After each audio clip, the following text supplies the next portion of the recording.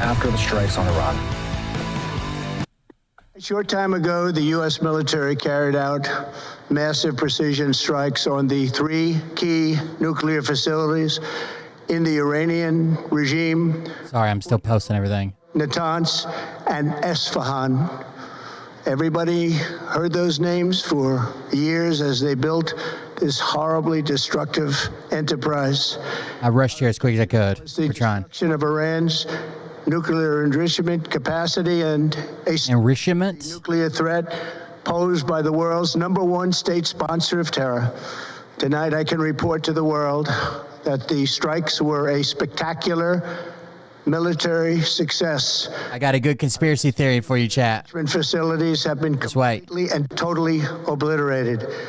Iran, the bully of the Middle East, must now make peace. If they do not, future attacks will be far greater and a lot easier. For 40 years, Iran has been saying death to America, death to Israel. They have been killing our people, blowing off their arms, blowing off their legs with roadside bombs. That was their specialty. We lost over 1,000 people, and hundreds of thousands throughout the Middle East and around the world have died as a direct result of their hate. In particular, so many were killed by their general, Qasem Soleimani. I decided a long time ago that I would not let this happen. It will not continue. We put Iran in Iraq when we got our way to Saddam. Bibi Netanyahu, we worked as a team like perhaps no team has ever worked before. And we've gone a long way to miracle team. This horrible threat to Israel. I want to thank the Israeli military for the wonderful job they've done. And most importantly, I want to congratulate the great American patriots who flew those magnificent machines tonight, and all of the United States military on an operation the likes of which the world has not seen in many, many decades. Hopefully, we will no longer need their services in this capacity. I hope that's so. I also want to congratulate the chairman of the Joint Chiefs of Staff, General Dan Raisin Kane, spectacular general, and all of the brilliant military minds involved in this attack.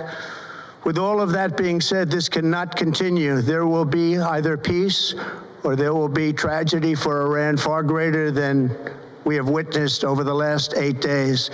Remember, there are many targets left. Tonight's was the most difficult of them all, by far, and perhaps the most lethal. But if peace does not come quickly, we will go after those other targets with precision, speed, and skill. Most of them can be taken out in a matter of minutes. There's no military in the world that could have done what we did tonight, not even close. There has never been a military that could do what took place just a little while ago. Tomorrow, General Kane, Secretary of Defense, Pete Hegseth will have a press conference at 8 a.m. at the Pentagon. And I want to just thank everybody, and in particular... Dude, J.D. Vance's eyeliner is very moody tonight. I don't know if he's like trying to show that he's sad or... Like, look at that. It's one hell of a smoky eye. God, I want to just say we love you, God, and we love our great Pentagon. And I want to just thank everybody, and in particular, God, I want to just say we love you, God, and we love our great military. Protect them. God bless the Middle East. God bless Israel, and God bless America. Thank you very much. Thank you.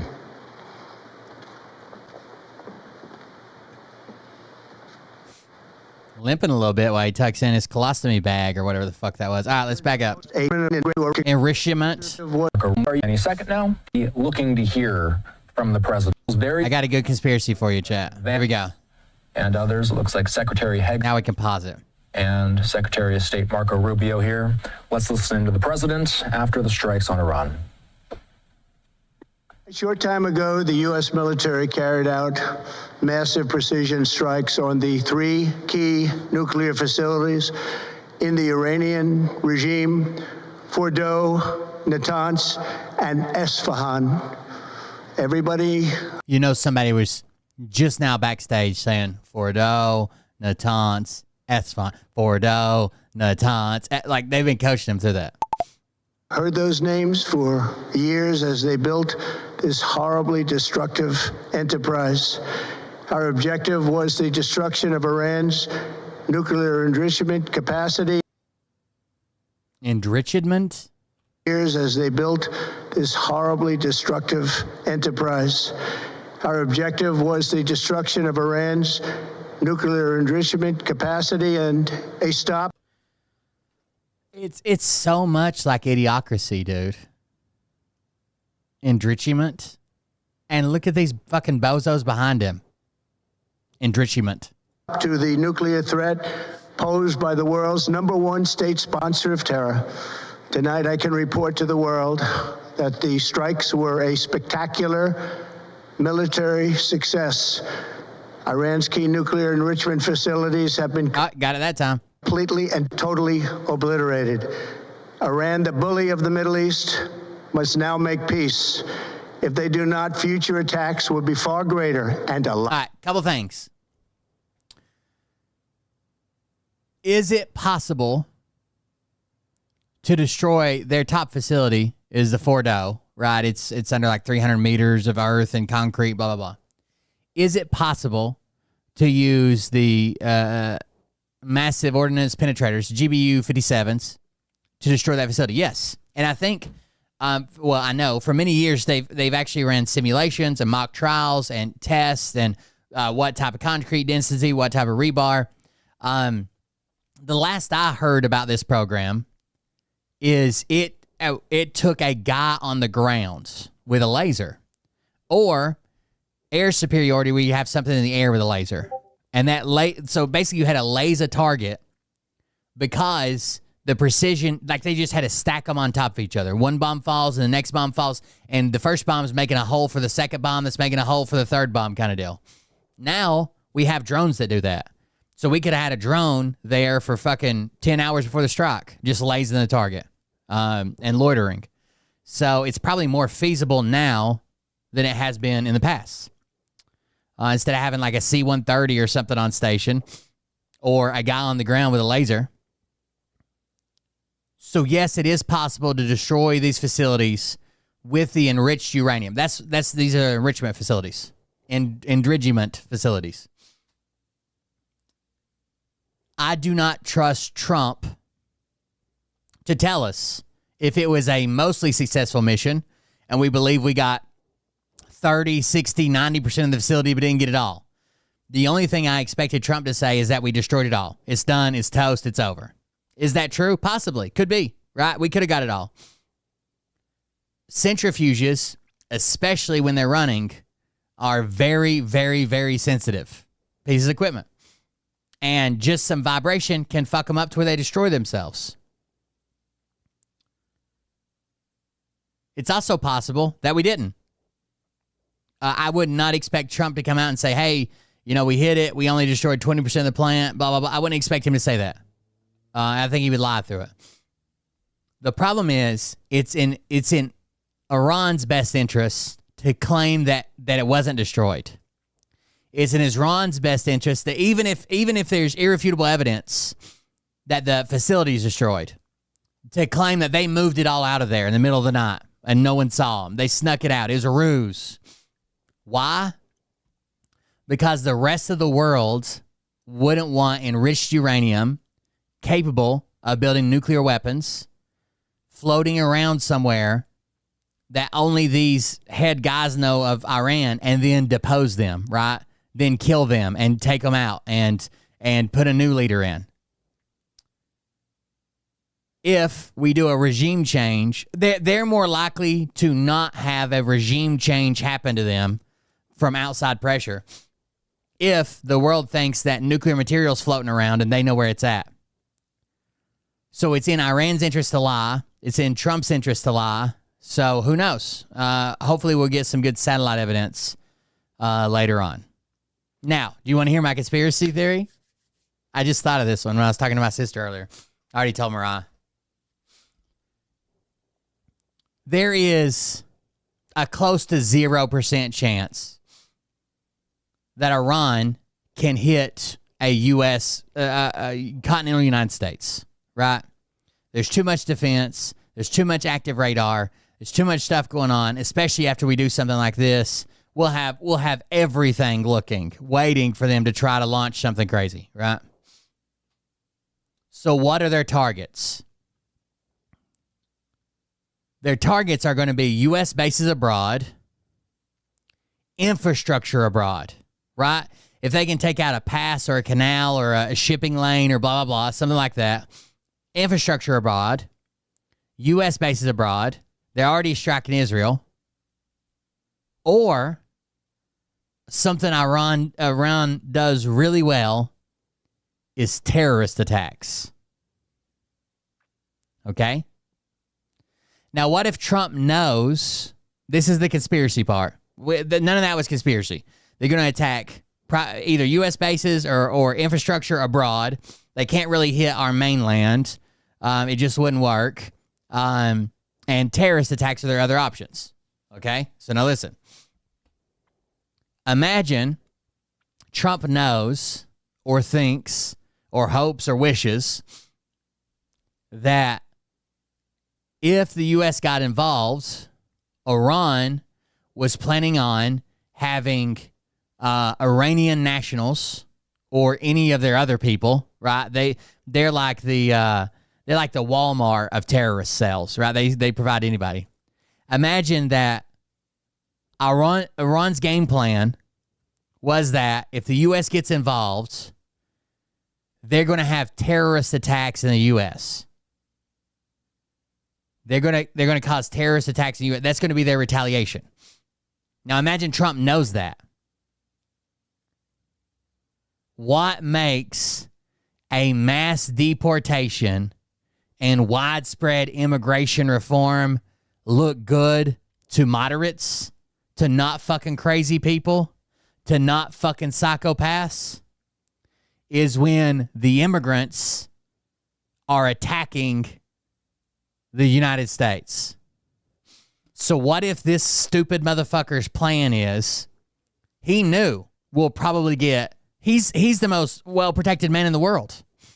So what if he knew that the backlash that we'll probably get are U.S. citizens dying on U.S. soil from terrorist attacks, but he knows that just furthers his agenda for travel bans, for immigration reform, and for mass deportations. Now, he's not getting the rapists, the murderers, and the drug dealers, which he hasn't been getting anyways, right? He's been grabbing dishwashers that have worked in an Italian restaurant for 25 years.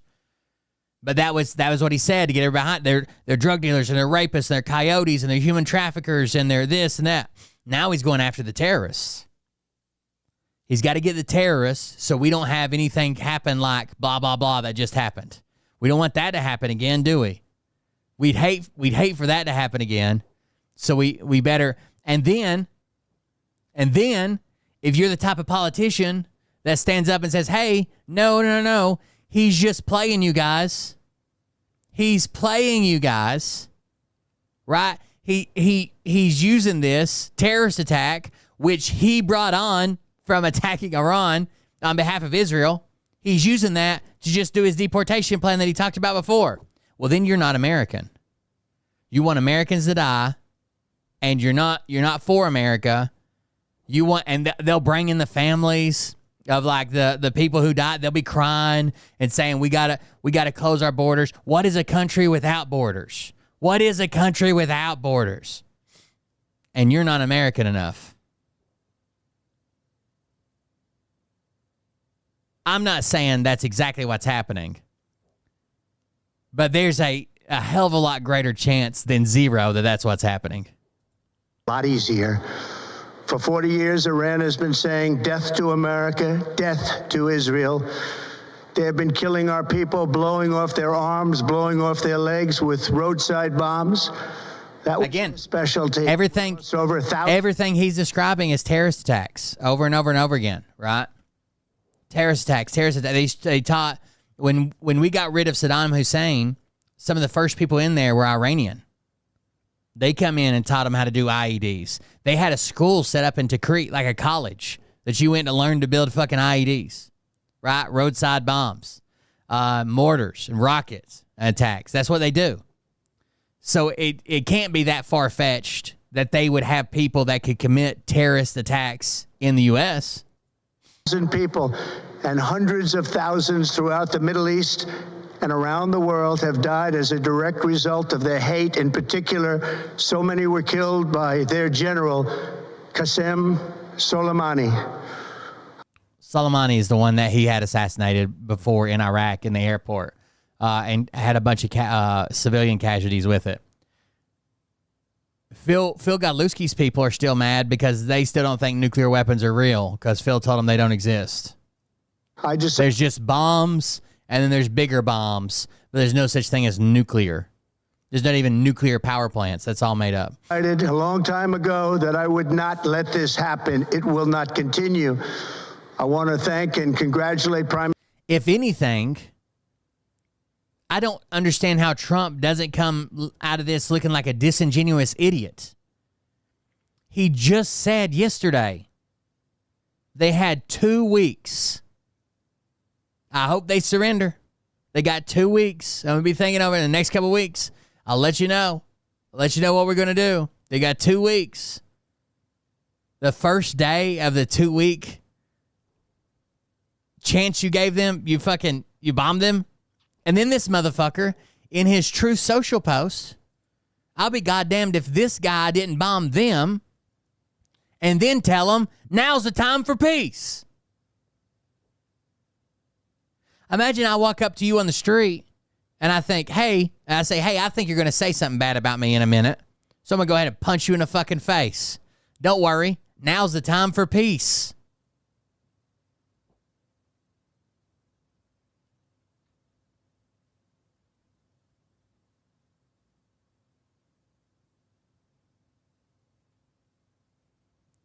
We have completed our very successful attack on 3 nuclear sites in Iran, including Fordow, Natanz, Esfahan.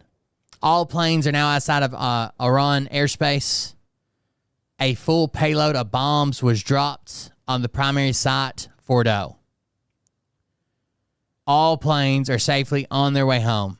When he says stuff, I don't think you can take this literally. When he says stuff like a full payload of bombs, I think that's just something he made up in his, like that's a real thing, right? The payload of a plane and a full set. That's just something he makes up though, right? I don't think he literally means that one plane went there.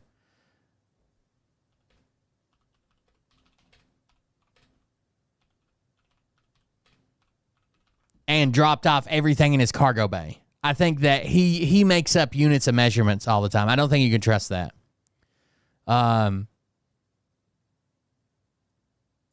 The GBU-57, which is the massive ordnance penetrator, it is the bunker buster, right? The MOP, that's the one that everybody's talking about, is like fucking 38,000 pounds. Okay? It's huge. It's fucking huge. And our F-18s, our F-35s can't carry it. Israel's F-18s, F-30, a cargo plane could carry it. But the B-2 is basically the only bomber, there's other bombers that can carry it. The B-2 is the one that we use to carry it. But other countries typically don't have like a stealth or something, right? They're going to have cargo planes or old-ass bombers.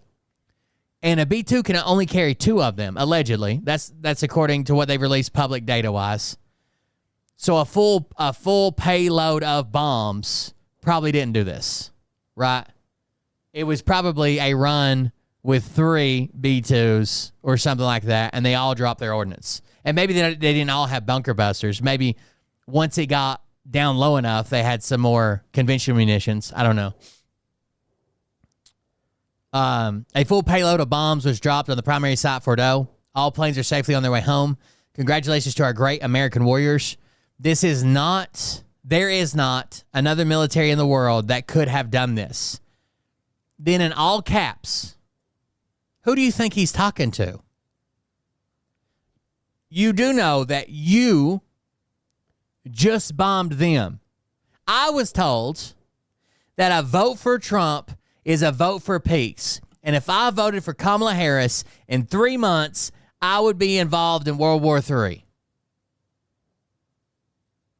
I was told by one of Mariah's fucking family members, who's turned into a literal fucking neo-Nazi now, that I was voting against my best interest, and I didn't even know it. 30 tomahawks sent as well. I haven't seen that, but I'm not doubting you.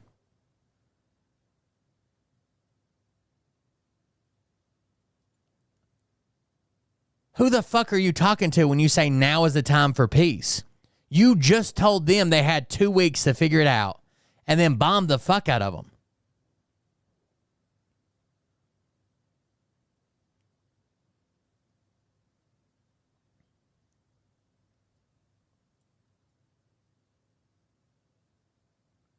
I knew this was probably coming because a lot of the Israeli politicians were saying, well, I think that the U.S. is going to see the right way. God's going to lead them the right way. They're going to blah, blah, blah. Then Ted Cruz saying, I learned in Sunday school that those who bless Israel get blessed. What about those that bless fucking Iran with fucking goddamn GBU 57? Massive fucking ordinance.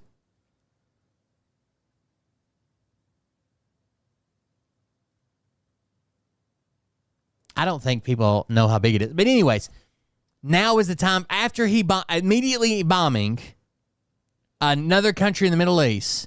He puts in all caps, now is the time for peace. Do you really think, if he's speaking to Iran, do you really think that that's what Iran's considering right now?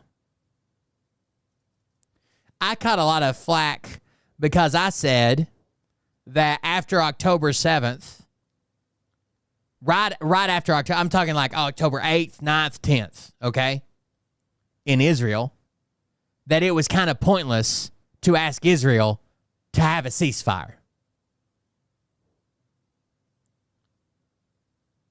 I would probably say for the next couple months, it's probably kind of pointless to even approach Israel with a ceasefire. Right? They just kind of got their fucking shit kicked in.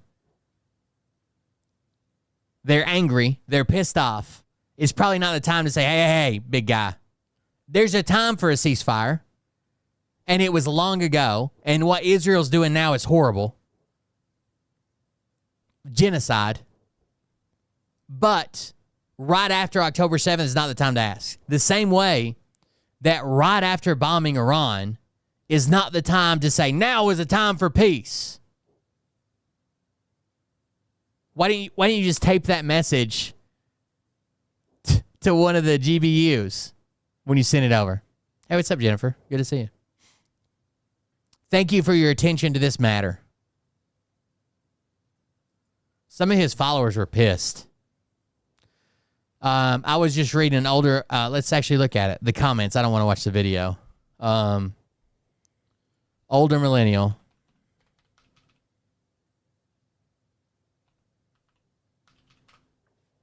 Kind of hate this guy, but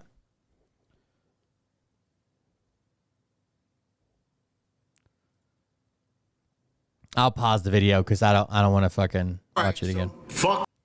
But he's saying, I don't agree with this. Okay, I don't agree with any of this. So here are the comments. A lot of people are supporting him still. A lot of people are against it. Well, yeah, I guess we can watch the video. Listen, this is him going against Trump for one. We might as well play it. I don't support this in any fucking way. So Trump posted on Truth Social, we have completed our very successful attack on 3 nuclear sites in Iran. All of our planes are now outside of Iran airspace and on their way back home. And whatever, I'm not going to read the fucking rest of this. But I'm sorry, guys. I come from a generation where I watched us get into a war and then spend 20 years, trillions of dollars and thousands of American lives over a fucking lie about weapons of mass destruction, over a fucking lie about nuclear weapons. And we did that for 20 plus fucking years. I'm not in a fucking rush to do it again. I'm just not fucking interested in it. This was a mistake. Israel's been saying since the 80s that Iran has nuclear weapons and that if we don't do something within the next year or two, that Israel's going to be wiped off the face of the earth. By Trump. I'm not even sure it's constitutional to do this. But even if it's constitutional, he shouldn't have fucking done it. Like anybody that knows me knows I'm a huge supporter of Israel. I support what Israel's doing in Gaza. I support what Israel's doing in Iran. But it was Israel that decided to attack Iran. This is their fight, not ours. I said multiple times that I didn't want a single American asset or a single American soldier involved in this conflict. And yeah, sure, all of our planes and all of our pilots got out. What if they didn't? What if Iran had managed to shoot down one of our planes? What if Iran had managed to unalive or maybe even capture one of our pilots? What would we be doing? It doesn't even have to be that. We have issues sometimes when we fly our plane. What if we just had a flight control issue and a down plane? Nah, then we'd be stuck in a fucking war. This was stupid, and I don't fucking support it. President Trump, I support a ton of what you do, but not this. All right, So this ass licker is at least against this, or says he is. Here's the comments. He didn't invade Iran. He offered them peace talks countless times. He had no choice. This has been Trump's narrative since his first term. No nukes for Iran, and I don't believe him, and I don't blame him one bit. A country that chants death to America daily can't have a nuke. I am in support of this, but I think your take is well-rounded and informed per the usual. You're the first person I go to when stuff like this happens. Always appreciate your opinions. Constitutionality is basically, as commander-in-chief, he's allowed to command the military even without a declaration of war. Korea, Vietnam, Iraq, Afghanistan, Syria, Libya, and Somalia were never declared wars. There was the War Powers Resolution Act of 1973 that gives an interesting time frames for action and removal, but the executives have been bypassing these things for a long time. Peace through strength. You got to bomb your way to peace. So here's a scenario. Let's say in this hypothetical that there are 100 people that just hate me. They want to kill me. There's 100 people that want to kill me, and we're locked in a room together. But I have a gun, okay? I have a gun. So if we're doing peace through strength, I'll walk up and shoot the first person. The other 99 kind of freak out, and they're like, what the fuck? What the fuck? So I shoot the second person. Then I shoot the third person. The 97 people left might get in line. They might think, I don't want to be the next person shot. Right? I don't want to be the next person shot. I'm just going to play along. I don't want to be the next person shot. But is that a true peace? If they watch me kill 3 of their group while I'm the one with the power, is it a true peace if they're like, or do you think that they start plotting? They start talking. They start saying, there's 97 of us. How many rounds can he have in that pistol? What if we just play along? What if we just pretend until we can get ours? This bombing for peace is fucking insane.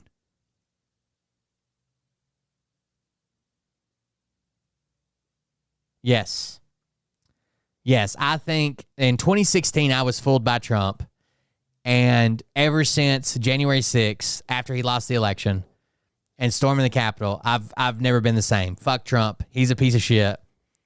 What he's doing now is he's tearing America apart and getting it ready for the likes of JD Vance and the people that run Palantir and OpenAI and the CEOs of the U.S. You can't bomb your way to peace. When I was in the Middle East, I told you this the other night. I would think about, like, we'd go do like a snatch and grab, or we'd blow up somebody's fucking house because somebody shot us out of the window or something stupid like that. And we would see kids standing there. Kids. Like not teenagers, not fight, because they start fighting over there at like 13, 12, whenever they can hold an AK. But I'm talking like 4, 5, 6 to 10-year-olds. And they would smile sometimes, and they knew that they could get water and candy from us, like we'd throw them shit all the time. But there is no way they watch me kick in their fucking door, throw a bag over their dad's head, zip tie everybody, leave with their dad. He never comes back. And they're not planning on coming to get some eventually. We're if nothing else, we're breeding generations of people that fucking hate us so the next generation can go fight for more oil in the Middle East.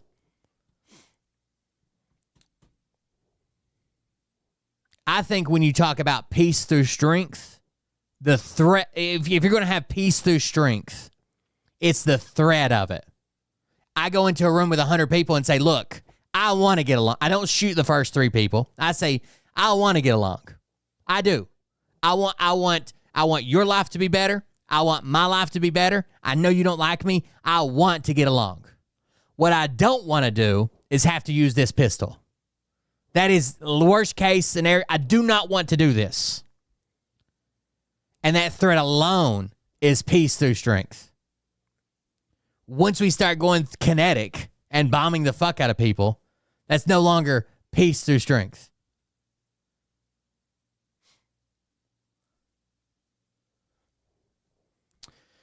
I didn't want this either, but I also don't want to chance Iran really having nuclear weapons. Again, our own intelligence agencies that Trump appointed the heads of do not believe that Iran was close to nuclear weapons.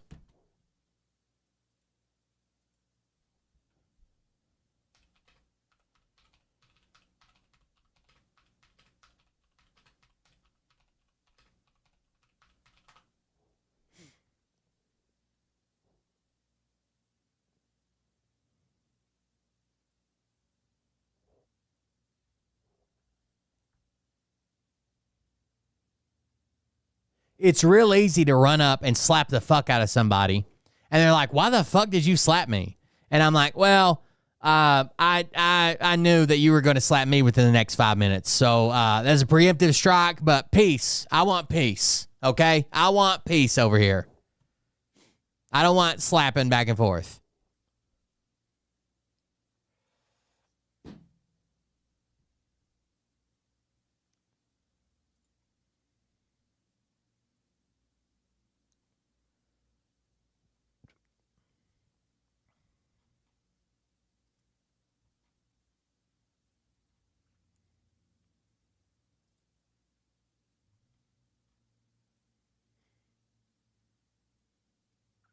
The U.S. assessment of Iran's nuclear program has not changed since March, when the Director of National Intelligence told lawmakers that Tehran has large amounts of enriched uranium, but has not made any type of decision to rush towards building any type of atomic bomb, according to top Democrat on the Senate Intelligence Committee and sources with knowledge of the matter. Trump said Wednesday that Iran was a few weeks away from having a nuclear weapon, and Netanyahu said in a recent interview that Iran was pursuing a secret plan to build a bomb within months. I think there's a mega clip. Hold on.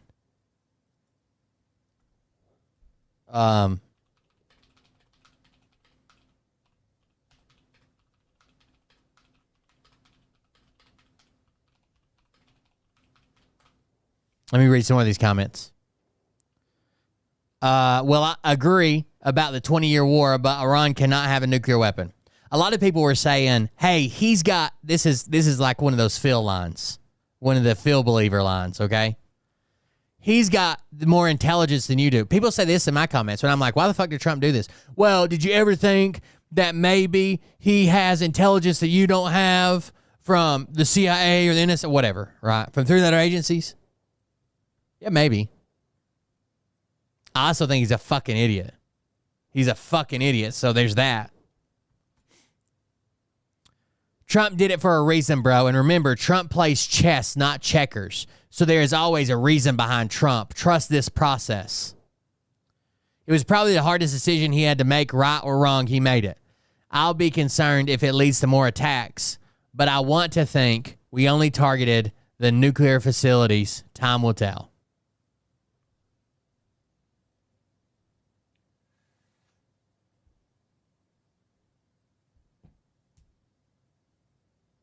Right. Yeah. Here's a question.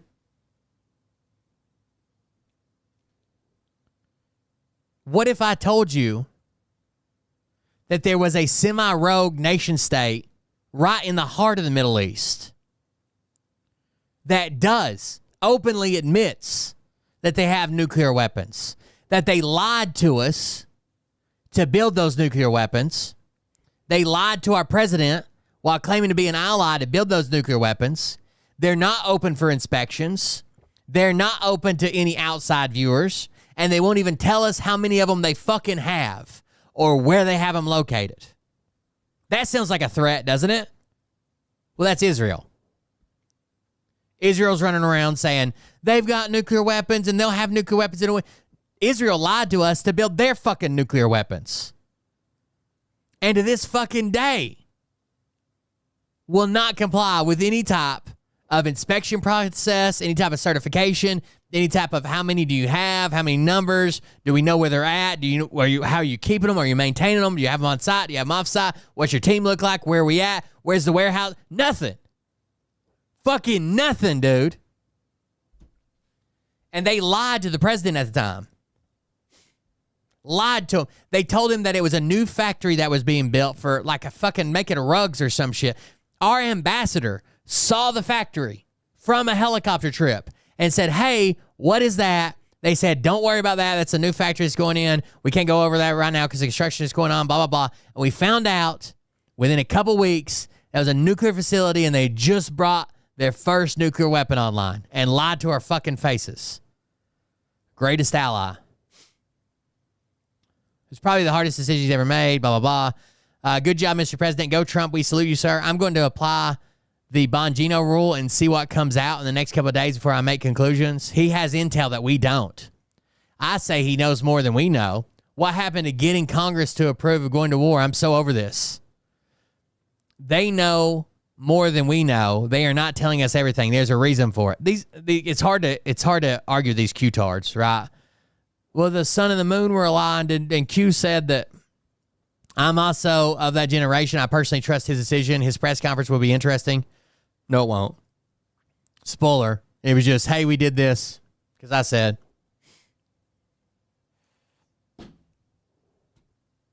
I think there's a video about it. Hold on. And then we have Ted Cruz. Hold on.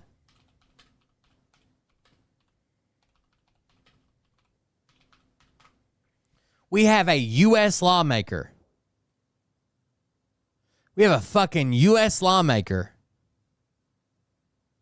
And this is how he discusses how we make decisions when dealing with Israel. How many people live in Iran, by the way? I don't know the population. At all?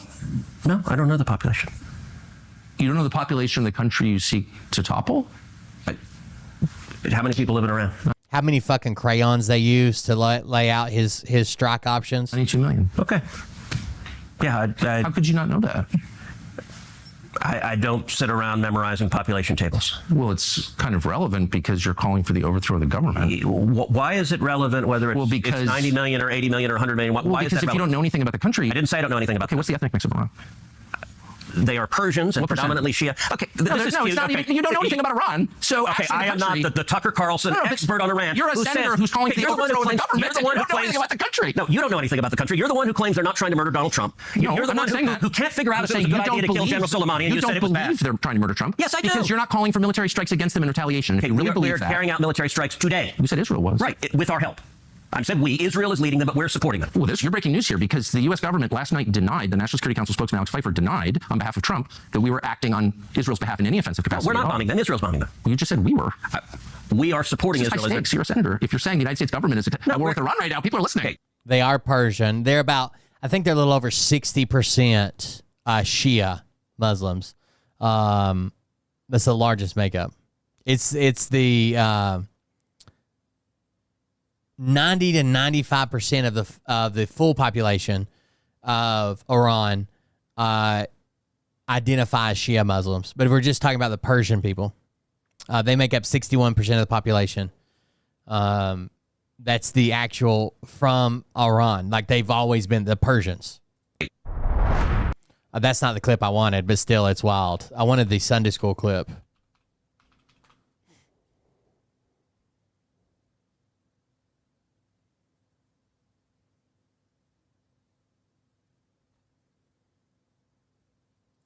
The reason is twofold. Number one, as a Christian, growing up in Sunday school, I was taught from the Bible, those who bless Israel will be blessed, and those who curse Israel will be cursed. We're making decisions on whether to go to war with a nation on what Ted Cruz was taught in Sunday school.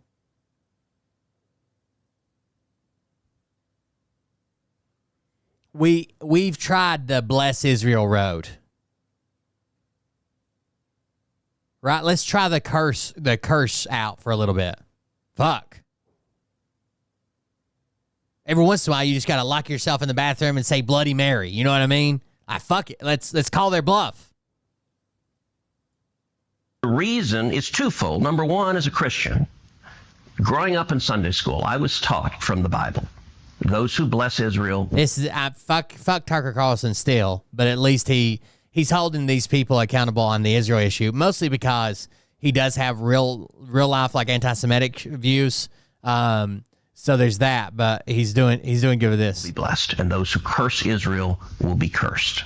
And from my perspective, I want to be on the blessing side of things. Of those who bless the government of Israel? Those who bless Israel is what it says. It doesn't say the government of, it says the nation of Israel. So that's in the Bible. God's chosen nation, right? And even if you believe that, let's say you're a hardcore Christian and you believe every part of the Bible, and this is part of it, right? It is God's chosen nation, the people of Israel. Do you think that's the Israel government? You think that's the Israeli war machine? Or do you think that you should be kind to the people, right? You should be kind to those people. As a Christian, I believe that. Where is that? I can find it to you. I don't have the scripture off the tip of my... You pull out the phone and use the... It's in Genesis, but... So you're quoting a Bible phrase. You don't have context for it, and you don't know where in the Bible it is, but that's like your theology? I'm confused. What does that even mean? Tucker. Hello, I need to get out. Insane, dude.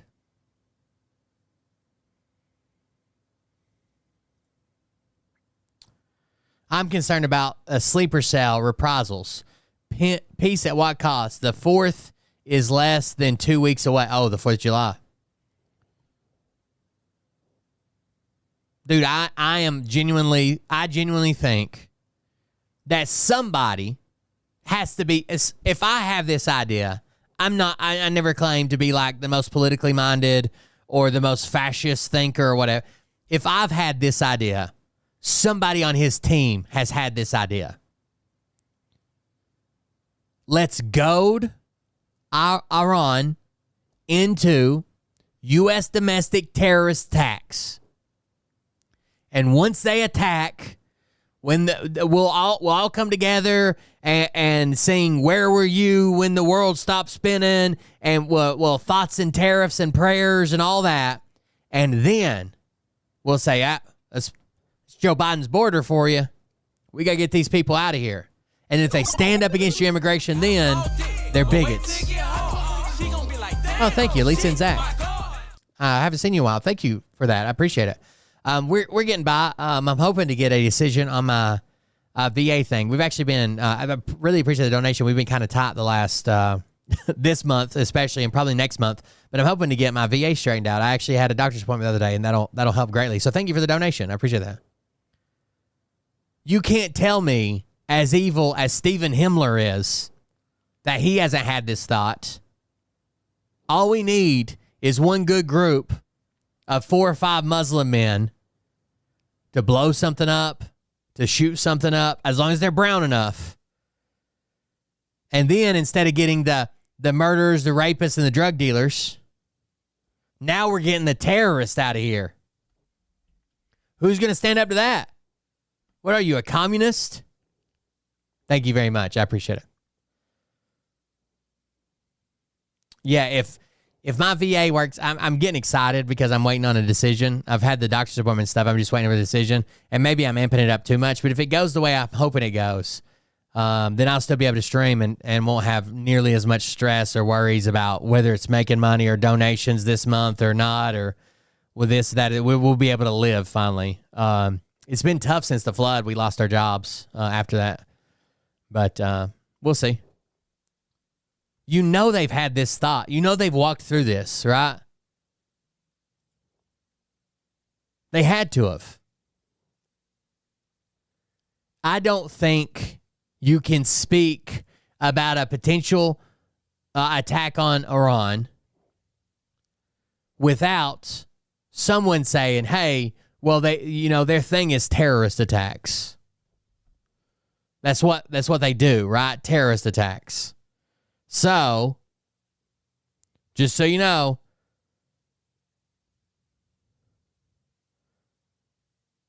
now our ships are headed this war. We'll get war insurance, not just a strike. So this is bad. Yeah. Expect anything that comes to you from overseas to get a lot more expensive soon. The insurance to ship around the world is gonna be tough. All the freighters are going to carry an abundance of insurance, and prices are going to go up for sure. Kind of interesting that Iran produces 400,000 barrels of crude oil a day, and that Donald Trump, right before this attack, went to OPEC Plus and asked them to up their output by 400,000 barrels a day. That's kind of weird. It's little idiosyncrasies, I guess.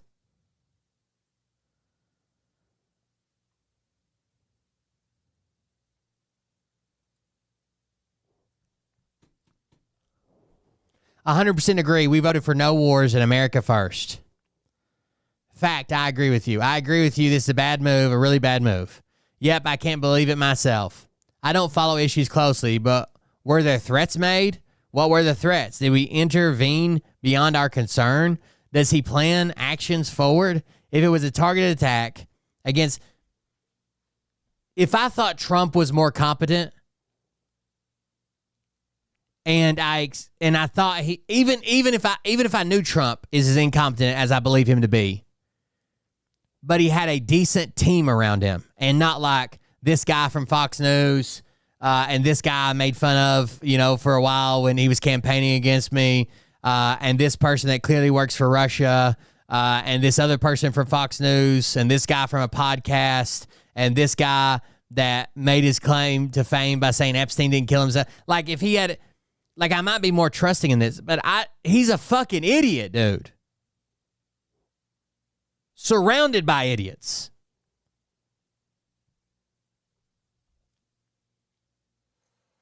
He saved the world from Iran having nuclear weapons. Yes, but that was retaliation from Bush for trying to take out his father, apples and oranges. This needed to happen years ago. I support Trump. There's hardly anyone who tells the truth in Congress, and I seriously hope he got truthful information. So now Trump's making the right decisions. This is what they did his first term, but everybody around him is lying to him.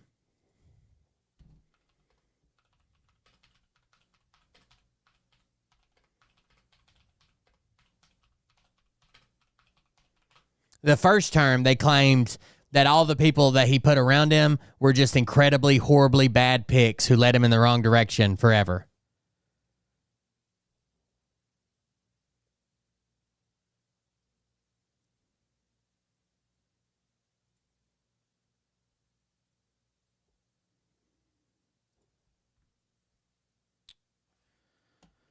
It would have become everyone's problem, and people would be saying, why didn't he do anything about it sooner? Seems like he can never be right. I support and trust him.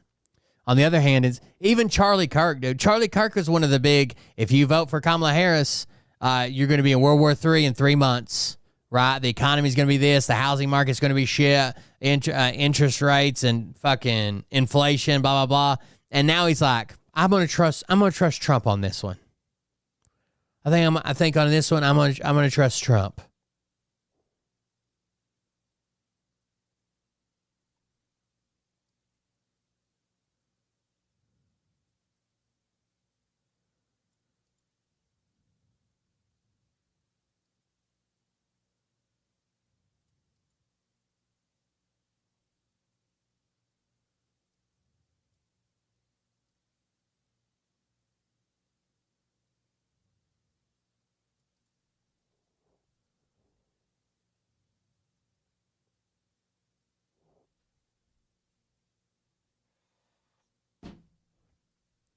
anyways, the thing I was saying about you couldn't have calmed down Israel on October 8th. I don't think just saying now is a time for peace is going. They want blood, right? They want blood for blood. They want to hit something of the U.S. You know, people died in these. I'm not going to say it was like targeting civilians or whatever, but there were civilians that worked there. That was their fucking job. They worked at a fucking enrichment plant. They died. They're going to want blood for blood. They've set their programs back. They set their nuclear power back as well. Same centrifuges, right? They set that back as well. Even if this was specifically targeting uranium that had been enriched beyond the level that you would use in a power plant,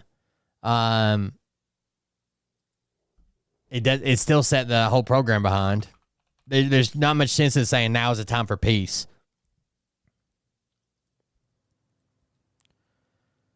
Wild, dude. Prime Minister Bibi Netanyahu, we worked as a team like perhaps no team has ever worked before. And we've gone a long way to erasing this horrible threat to Israel. I want to thank the Israeli military for the wonderful job they've done. And most importantly, I want to congratulate the great American patriots who flew those magnificent machines tonight.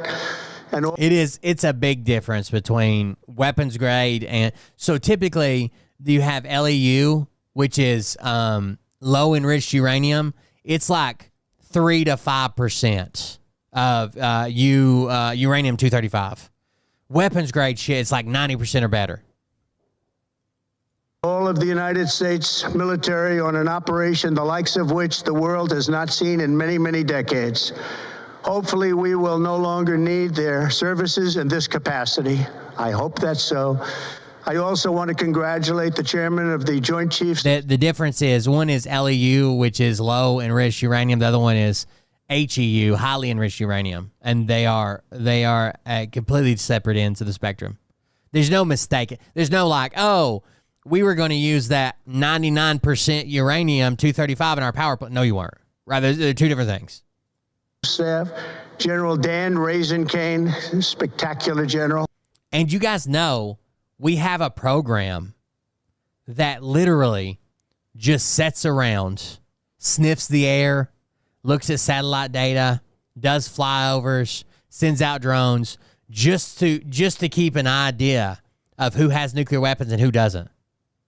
And our own intelligence is saying no, they don't have nuclear weapons. But Israel's like, in 2 weeks they will. Wink, wink. And all of the brilliant military minds involved in this attack. With all of that being said, this cannot continue. There will be either peace or there will be tragedy for Iran far greater than we have witnessed over the last 8 days. Remember, there are many targets left. Tonight's was the most difficult of them all, by far, and perhaps the most lethal.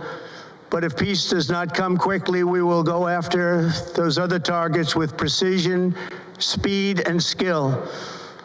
Most of them can be taken out in a matter of minutes. There's no military in the world that could have done what we did tonight, not even close. There has never been a military that could do what took place just a little while ago. Tomorrow, General Kane, Secretary of Defense, Pete Hegseth will have a press conference at 8 a.m. at the Pentagon. And I want to just thank everybody, and in particular, God, I want to just say... In particular, God. I want to say I love you, God. He's really going hard on these. These brown people don't like Jesus. In case you haven't noticed where we're going with this. Military that could do what took place just a little while ago. Tomorrow, General Kane, Secretary of Defense, Pete Hegseth will have a press conference at 8 a.m. at the Pentagon. And I want to just thank everybody, and in particular, God, I want to just say we love you, God, and we love our great military. Protect them. God bless the Middle East. God bless Israel, and God bless America. Thank you very much. Thank you.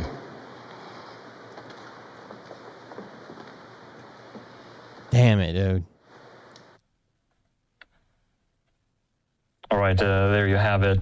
President Trump, in very brief remarks there, saying that Iran's nuclear program has been His little walk away thing's kind of weird. Watch the weird tugs he does to like his belly area when he walks away here. Been a military that could do what The horseman of the apocalypse. place just a little while ago. Tomorrow, General Kane, Secretary of Defense, I want to just say we love you, God, and we love our great military. Protect them. God bless the Middle East. God bless Israel, and God bless America. Thank you very much. Thank you. He does a weird sidestep, pull with one hand, pull with the other hand. Kind of a little truffle shuffle action. Right. I don't know. There you have it. President Trump, in very brief remarks there, President Vance, in American history, and we're going to keep it going. We're also going to be showing you in replay that very speech in case you might have missed it live. We're going to be showing it to you throughout the course of the evening, also bringing on guests, experts, analysts to help us make sense of this particular moment in time in American history, in the history, the makeup and the shape, the dynamic of the Middle East. June the 21st, 2025 will be a day that is remembered as a huge, huge moment for what happens. One thing that I think is bad for the U.S. as a whole, maybe at least slightly good, at least interesting, in this particular scenario.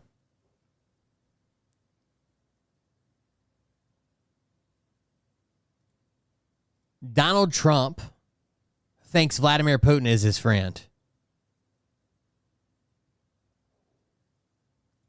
So much so that I wouldn't put it past Donald Trump telling Putin before this attack happened that it was coming.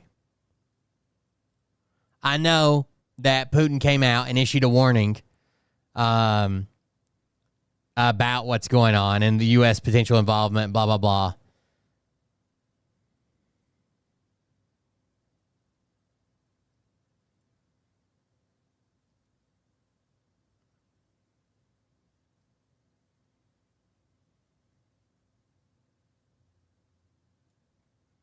Here is, hold on, let's read this.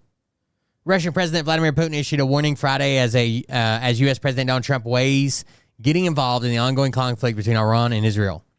Putin's comments came as Israel and Iran entered the 8th day of conflict, which Israel sparked last week by launching a series of airstrikes that incapacitated Iran's military and intelligence chain of command, destroyed nuclear infrastructure, and killed key Iranian nuclear scientists. The Associated Press reported that Israel's strikes have killed more than 600 Iranians and more than 2,000 have been injured. Israel has also sustained losses, with officials saying that more than 24 people in Israel have been killed and hundreds more injured by Iran's strikes, one of which hit a major Israeli hospital on Thursday. Trump is currently considering the possibility of launching U.S. strikes against Iran, Iran's main nuclear enrichment site, located deep underground in Fordo. Destroying the site requires U.S.-made bunker-busting munitions, which the Israelis do not possess.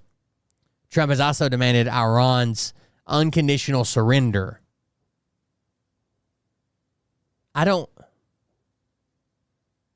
When he says unconditional surrender, do you think he just means that they say, okay, we're not going to do nuclear weapons? Or does he mean like, okay, we're no longer the leaders, we're no longer Iran. It's the U.S. now. He said that. That's a quote. That he called for their unconditional surrender. That's a quote from him. A call that this country's supreme leader, the Ayatollah, sharply rejected earlier this week. Meanwhile, Russia, a key strategic partner of Iran, has stepped in and tried to play a mediating role in the conflict of recent days. Putin on Friday voiced concern about rapidly escalating tensions between Iran and Israel. Answering questions at the St. Petersburg International Economic Forum, the Russian leader said, "We are strongly worried about what's going on around the Iranian nuclear facilities and possible consequences." Putin added that the Kremlin has asked Israeli Prime Minister Benjamin Netanyahu for assurances of the safety of Russian personnel who are working on the construction of 2 nuclear reactors in Iran's port of Bushehr. Putin said he had also raised the issue with Trump. Prime Minister Netanyahu has agreed with that and President Trump has promised to support our legitimate demands. Throughout his remarks, Putin stressed that Russia has worked to maintain good relationships with both Iran and Israel, but added that Moscow also backs Iran's right to use nuclear energy for peaceful purposes. Putin suggested that Moscow could help negotiate an agreement in which Iran could nuclear energy for peaceful ends while alleviating Israel's concerns, saying, "We are not imposing anything on anyone. We are simply talking about how we see a possible way out of the situation, but the decision, of course, is up to the political leadership of all these countries, primarily Iran and Israel." Trump brushed off Putin's efforts to step in his mediator role, telling reporters he actually offered to help mediate. I said, "Do me a favor, mediate your own. Let's mediate Russia first, okay?" I said, "Vladimir, let's mediate Russia first. You can worry about this later." The White House said Trump will make a decision on whether to strike Iran at the end of the next 2 weeks. Putin on Friday refused to address questions about how Russia would react if Israel kills Khamenei, saying, "I don't even want to discuss such a possibility." I guess the Russian workers that are there. Who is this name? They want to make sure their Russian workers are set. Oh, the leader of Iran, the Ayatollah. How do you say that? Khamenei? I need to figure out how to pronounce this. We're going to be talking about Iran a bunch, I bet. Pronounce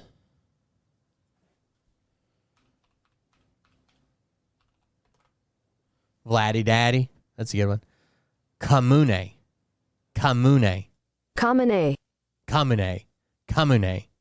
I'm putting the wrong emphasis somewhere. Khamenei.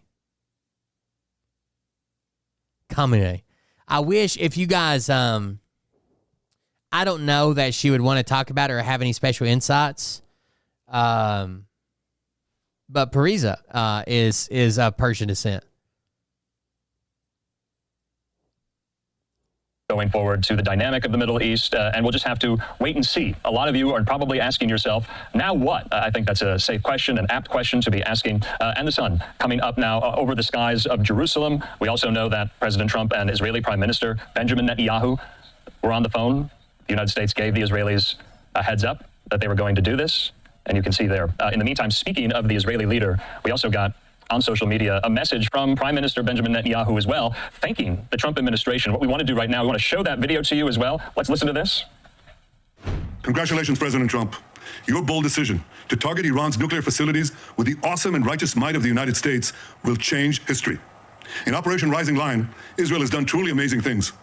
But in tonight's action against Iran's nuclear facilities, America has been truly unsurpassed. It has done what no other country on earth could do. History will record that President Trump acted to deny the world's most dangerous regime the world's most dangerous weapons. Let's do this. GBU 57. This thing is fucking huge, dude. I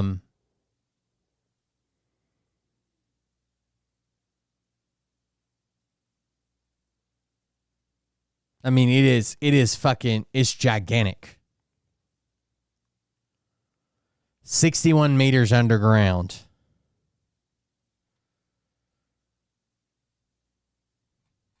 I mean, you can see it on a tractor and trailer here. That's a guy standing beside it. This thing is huge.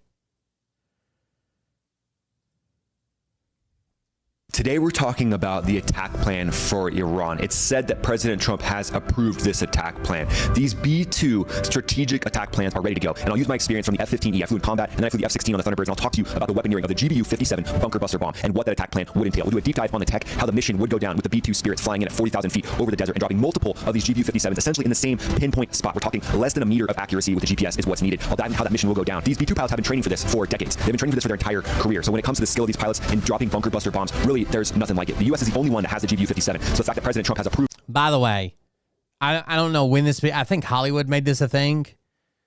It only takes a powerful explosion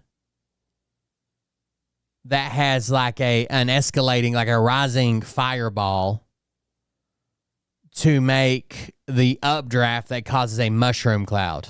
Okay. Basically, a fireball goes up and causes this great updraft. The higher it goes up, it cools. and that cooling makes it expand and then form the dome of a. Just because you see a mushroom cloud does not mean it's a nuclear weapon. It's just a large explosion. This attack plan means it's on the table, it's ready to go, and these B-2 Spirit crews are prepping their aircraft likely as we speak. And the target for this GBU-57 will be Fordo. It's Iran's nuclear fortress. It's 300 feet below the earth, with said to have 200 feet of concrete. So when it comes to penetrating through this, the GBU-57, that massive ordnance penetrator, is going to drill down. It's going to drill, baby, drill through the same pinpoint hole and try to get down into that nuclear refinement facility and explode once it enters the ceiling of that facility. And I've done weaponeering for over a decade flying the F-15E, and you can basically decide when the fuse explodes. So you do what's called a delayed fuse, and you allow that penetrator to go down into the bunker, delay the fuse, so you delay the explosion of the ordnance that's on that weapon, and then once it gets to the correct depth, kaboom, you explode the bomb. But this is going to take multiple bombs and likely multiple B-2s. So I'll dive into the strategy behind this attack plan and how it would look how this enters. Like, it's insane. There's a story about. Hold on, there may be a better video here.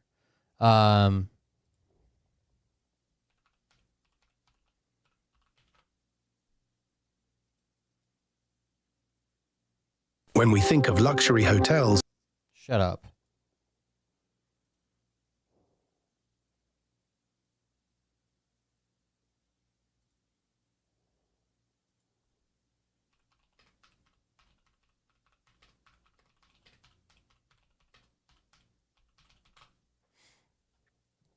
There's a video.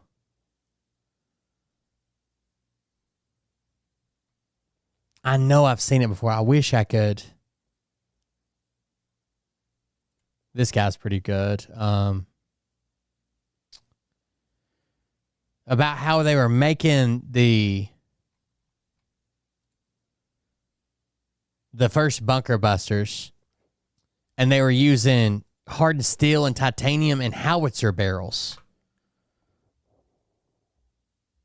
Is anywhere truly safe? Countries have spent exorbitant amounts of money building secret underground bunkers and command centers that should be safe from conventional weapons. But even some of these difficult-to-find targets have fallen prey to bunker busters, a special type of missile designed for just such an occasion. The execution is extremely... Yeah, here it is. So the GBU-28, which is our first one, the smaller one, they were constructed using modified 8-inch howitzer barrels, artillery barrels.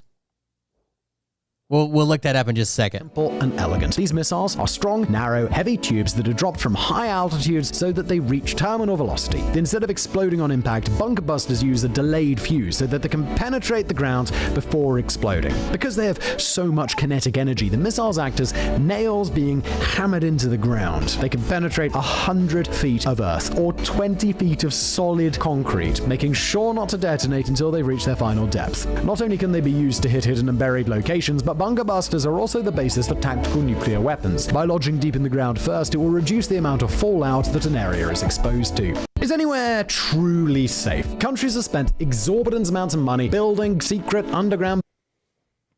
How they made the GBU-28. Is this it? There's like this, almost like a documentary on it. And they're talking about like they needed this hardened piece of steel that was like this size, blah, blah, blah. And they found howitzer barrels and turned them down on a lathe. And that was like the first couple ones they had never even tested. Right? The paint was still drying on them while they were loading them on the pylons. I bet you the fat electrician. This is not the video I watched before. But here you go. He's probably telling the same story here.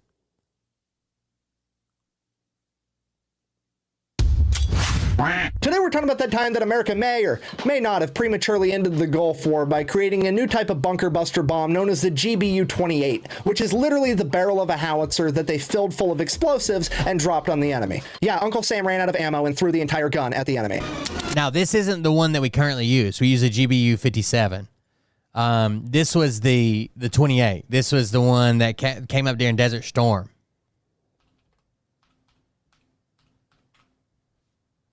This is a much smaller, former version of it. This is a 5,000 pounds bomb versus a 30,000 pound bomb. We're talking about the 5,000 pound version here in this video, but we were dropping on Iran the 30,000 pound. But first First, a word from our sponsor. This video is brought to you by Warwood Tools, where for over 160 years they've been making crowbars and axes and sledgehammers right here in America with American-grown wood and American-made 1060 high-carbon steel. And I'm going to have their link and a discount code in the description down below in case you wanted to check them out. Let's get to this story. All right, buckle up. This is going to be a history lesson and a half. Once upon a time on August 2nd, 1990, Iraq decides to invade Kuwait. Why would Iraq want to do this? Well, Iraq just got done having an 8-year-long war with Iran, and Kuwait helped fund it. If so facto, Iraq owes Kuwait billions and billions of dollars. Rather than pay all that money back, Iraq's dictator, Iraq's dictator, Saddam Hussein, figures, rather than pay back all that money, I'm just going to invade Kuwait with my enormous army that's the 4th largest army on the planet at this point in time, take over Kuwait, and then I won't owe anybody any money. It's not ethical. He thought he could go basically absolve his debts. But it does make sense. And then pretty much nothing happened for like 3 months. But then in November of 1990, Saddam Hussein would do what dictators do best and get a little too greedy. You see, he figured now that he was in control of Iraq and Kuwait, it was a significant portion of the world's oil supply, so he could actually slow down oil production, which would jack up global fuel prices, and he would literally make more money for doing less work. And while that was economically sound, it would turn out to be a tactical fucking error, because as soon as gas prices went up, the entire planet looked at Saddam Hussein like, So you have chosen death. The UN Security Council would then hold another meeting where they would decide to tell Saddam Hussein, you have until January 15th, 1991 to be out of Kuwait or you will be forcibly removed. Fast forward to January 15th, he is elected to not leave Kuwait. Game on, teams are now set. We have Iraq versus America and a team of fucking literally everyone else. Fast forward again like 48 hours, January.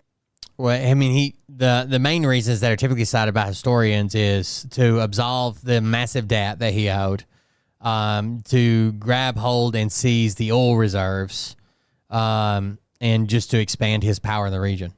January 17th, 2:30 a.m., American and coalition forces will begin their air campaign against Iraq. And there will be over 1,000 aircrafts involved, everything from B-52s to Apache attack helicopters. It's going to be a warheads on foreheads extravaganza. And just for context on how dangerous this mission is actually going to be, because I feel like most people don't know or don't understand how powerful the Iraqi military actually was at this point in time, they were the 4th largest military on the planet, and they were the most heavily fortified nation on Earth. As far as air defense goes, Iraq had 154 surface-to-air missile sites, servicing 16,000 missiles, 972 anti-aircraft artillery platforms, 2,400 anti-aircraft guns, 6,000 mobile anti-aircraft guns, 478 early warning radar arrays, and 558 combat aircraft on standby, all ready to get in a fight. That being said, fast forward again 2.5 hours, January 17th, 5 a.m., American and coalition forces have complete air superiority over Iraq and have dismantled all of that shit. And this is where the main problem arises. With complete air superiority, there's a good chance that they can actually make Iraq surrender without U.S. and coalition ground forces having to go into Iraq. But the problem is the majority of the Iraqi senior leadership, as well as pretty much their entire command in bunkers and control infrastructure, is located inside of bunkers right outside of Baghdad. And these bunkers are 30 to... So this is like a, what do they say? Is it like necessity is the mother of invention? What is it saying? They needed this, right? Saddam could keep his people fighting, commanding them to fight while hiding in a bunker. 50 feet underground, and the walls are made out of 4 feet thick reinforced concrete. There's no bomb or weapon that America has that they can use from a plane to take out these bunkers. So America's going to do the last thing you ever want America to do. They're going to improvise. I mean, the obvious solution is just to make a bigger, better bunker buster bomb. But the problem with that is they don't have any infrastructure to make a bigger bomb, and they're not going to be able to build that infrastructure and build the bomb in the amount of time it's going to take before American ground troops invade Iraq. Because once they do, they're going to be in a hurry because they're under the command of 4-star Army General Stormin Norman Schwarzkopf, aka the Bear. A man whose life motto was, when placed in command, take charge. And he does not think highly of his adversary. When asked what he thought about Saddam Hussein, he said, and I quote, you know what, no, he'll say it. As far as Saddam Hussein being a great military strategist, he is neither a strategist, nor is he schooled in the operational arts, nor is he a tactician, nor is he a general, nor is he a soldier. Other than that, he's a great military man. I want you to know that. Schwarzkopf was a pretty funny guy. He actually, Schwarzkopf was the voice saying, hey, we should go on in and topple Saddam. Right, we shouldn't just let him back out. We shouldn't just do the sanctions. We shouldn't just do that. We should go ahead and topple Saddam. He's going to be a problem later, and whether you believe he's a problem later or not, we ended up fighting him later. So they have to make this bomb in a hurry if they want to prevent ground forces from going into Iraq. That's when somebody... George H.W. Bush did not want to fight the war in the Middle East. He basically got him out of Kuwait. That was seen as a victory worldwide. He took his victory and left. He has the brilliant idea of using a howitzer barrel as the bomb's hull. I mean, it should work. It's a long, heavy piece of metal that's already heat treated, so it should penetrate concrete. And that's the idea they roll with. The Air Force gets a hold of the U.S. Army. The U.S. Army sends over 4 8-inch decommissioned M1. Look at this. This is what the bomb is made out of. The barrel off a piece of artillery. And this was for the 28. 10 howitzer barrels to Watervliet Arsenal in New York. Watervliet Arsenal, being one of the most elite gun barrel manufacturers on the planet, gets to work immediately. They start milling and machining these barrels down to size so that they can fit pre-existing bomb components like nose cones and fins and so on. And Watervliet Arsenal tells the US Air Force they can have 4 of these bombs done in a week, which I cannot stress to you enough is absolutely insane. To be able to machine 4 gun barrels that are 19 feet long and weigh 4,500 pounds each and are already heat treated is incredible. If you don't know about heat treating, when you heat treat metal, it becomes significantly harder, and that's actually why they needed the howitzer barrels, but it also makes it virtually impossible to machine. I mean, not impossible, but significantly harder to machine. Think about like trying to spread butter on toast versus trying to spread frozen butter on toast. That's about the difference there. So they get the first bomb done, but then they run into a problem. Because they've never worked with a bomb this big, they don't have any way to actually stand it up straight and be able to fill it with explosive. So if you can't pick a bomb up, what do? You beat the earth down. They take it outside, dig a hole, stick the bomb in the hole, standing up, so that they can fill this thing with explosive. They get that done, paint it, stick it on a C-130 while the paint is... Sure, that contributed. I don't know that they ever proved the slant drilling claim. That was a claim they made, but they had territorial disputes for the last, I don't know, 100 fucking years. Still wet and ship it to Nevada. From there, they strap the bomb to an F-111. But you don't think it's the fact that he owes billions of dollars to Kuwait? He's completely broke, lost the war with Iran, and they're like, hey, we need our money?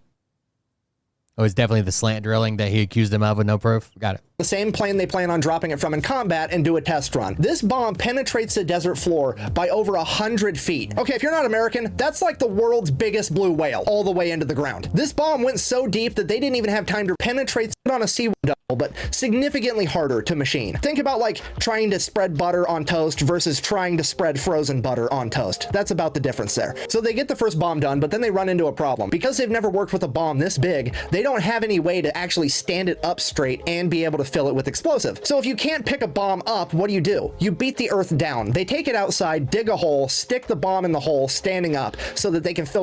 That's why I said, yeah, it probably contributed. I don't think it was a major factor. I think that's a good way to villainize them because you don't want to pay your debt. This thing with explosive. They get that done, paint it, stick it on a C-130 while the paint is still wet, and ship it to Nevada. From there, they strap the bomb to an F-111, the same plane they plan on dropping it from in combat, and do a test run. This bomb penetrates the desert floor by over 100 feet. Okay, if you're not American... That's insane.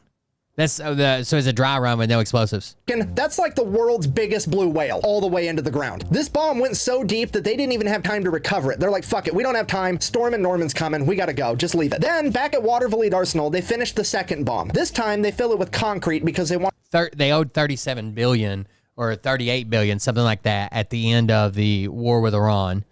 And then after the action in Kuwait, they ended up owing over $50 billion because they added like restitution over top of it. $54 billion, something like that. Want to do a rocket sled test in Aglin Air Base in Florida. So they get this thing done, fill it with concrete, put it on a C-130 while the paint's still wet, ship it to Florida. From there, they strap it to a rocket sled and yeet it at 22 solid feet of reinforced concrete just to see how far it will penetrate. Not only did this bomb penetrate all 22 feet of concrete, but it then proceeded to go an extra half a mile. This video should have been my fucking Valentine's. An extra half a mile after going through 22 feet of rebar reinforced concrete. Day special with how much penetration is in it. It's incredible. So then back at Watervliet Arsenal, they finished the last 2 actual... And this is the small one. This one is a quarter of the size that we used with the B-2. Bombs that are going to be dropped in combat, put them on a C-130 again, and ship them across the planet to Iraq. Now, bear in mind, all of this has happened in like a matter of 3 weeks. They have gone from retired howitzer barrels to new bombs, to testing them in Nevada, to testing them in Florida, to having them in an active combat zone in 3 weeks, which is the biggest logistical flex I may have ever heard of. Nothing stokes human creativity greater than the desire to kill somebody that you don't like. I'm not saying it's right, but god damn it, it's the truth. Now, February 27th, these bombs are strapped to 2 F-111 aardvarks, and they are sent into combat to engage these bunkers. The first F-111 lines up his shot, and he fucking misses. It's away! Negative. It didn't go in. But the second F-111 drains a 3-pointer and gets a direct hit. Look at that hole, dude. This is the top of a bunker. Direct hit. Smoke immediately starts rolling out of the vents for this bunker, and it is completely obliterated. And the very next day, Saddam Hussein would sign a ceasefire and... the very next day. Agree to leave Kuwait. Now, did he do that because of this bunker buster bomb? That part is actually impossible to say, because despite the fact they got this bomb done and dropped in only 3 weeks, they still were unable to get it done quick enough before U.S. and coalition ground forces would invade Iraq. And in the 4 days that those ground forces were in Iraq, they completely decimated the Iraqi army, and parts of that army were already starting to surrender to them. So whether the reason that Saddam Hussein decided to surrender was because his army was defeated, or because he finally found out that he couldn't hide inside of his bunker anymore safe while he sent men out to die, is hard to say. But regardless, in conclusion, the overall moral of this story is whatever you do, try not to raise gas prices. Thanks for watching. Best way to support the channel is go buy some merch at the Fat Elect. GBU 28. I wonder if there's a picture of them side by side. Let's see.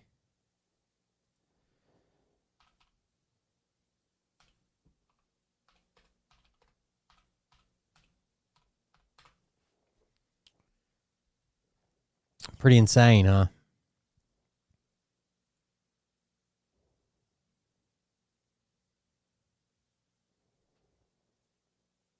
There it is. Okay.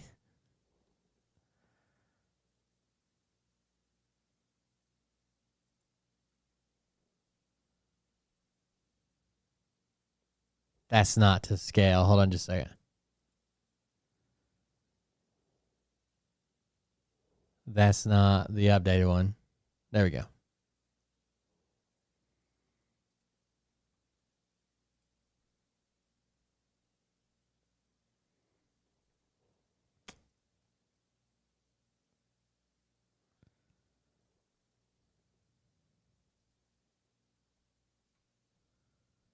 Sorry, I'm working on it.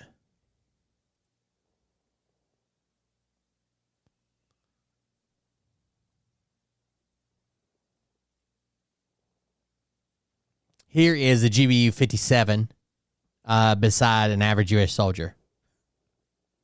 Like, this is a soldier standing at the same station as the tail fin section. Like,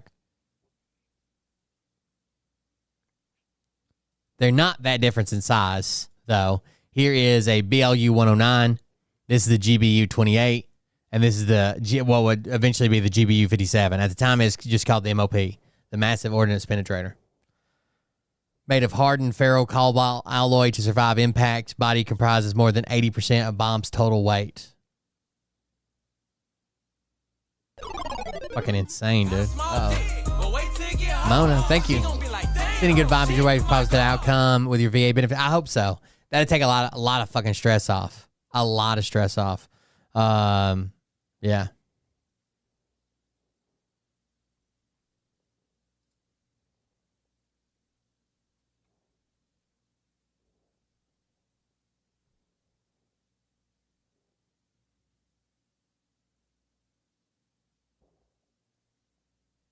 You understand?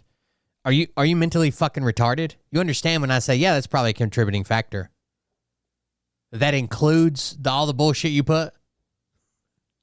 The claim that they were slant drilling? The territorial disputes? Yeah, that's probably a contributing factor. I think maybe you eat lead paint.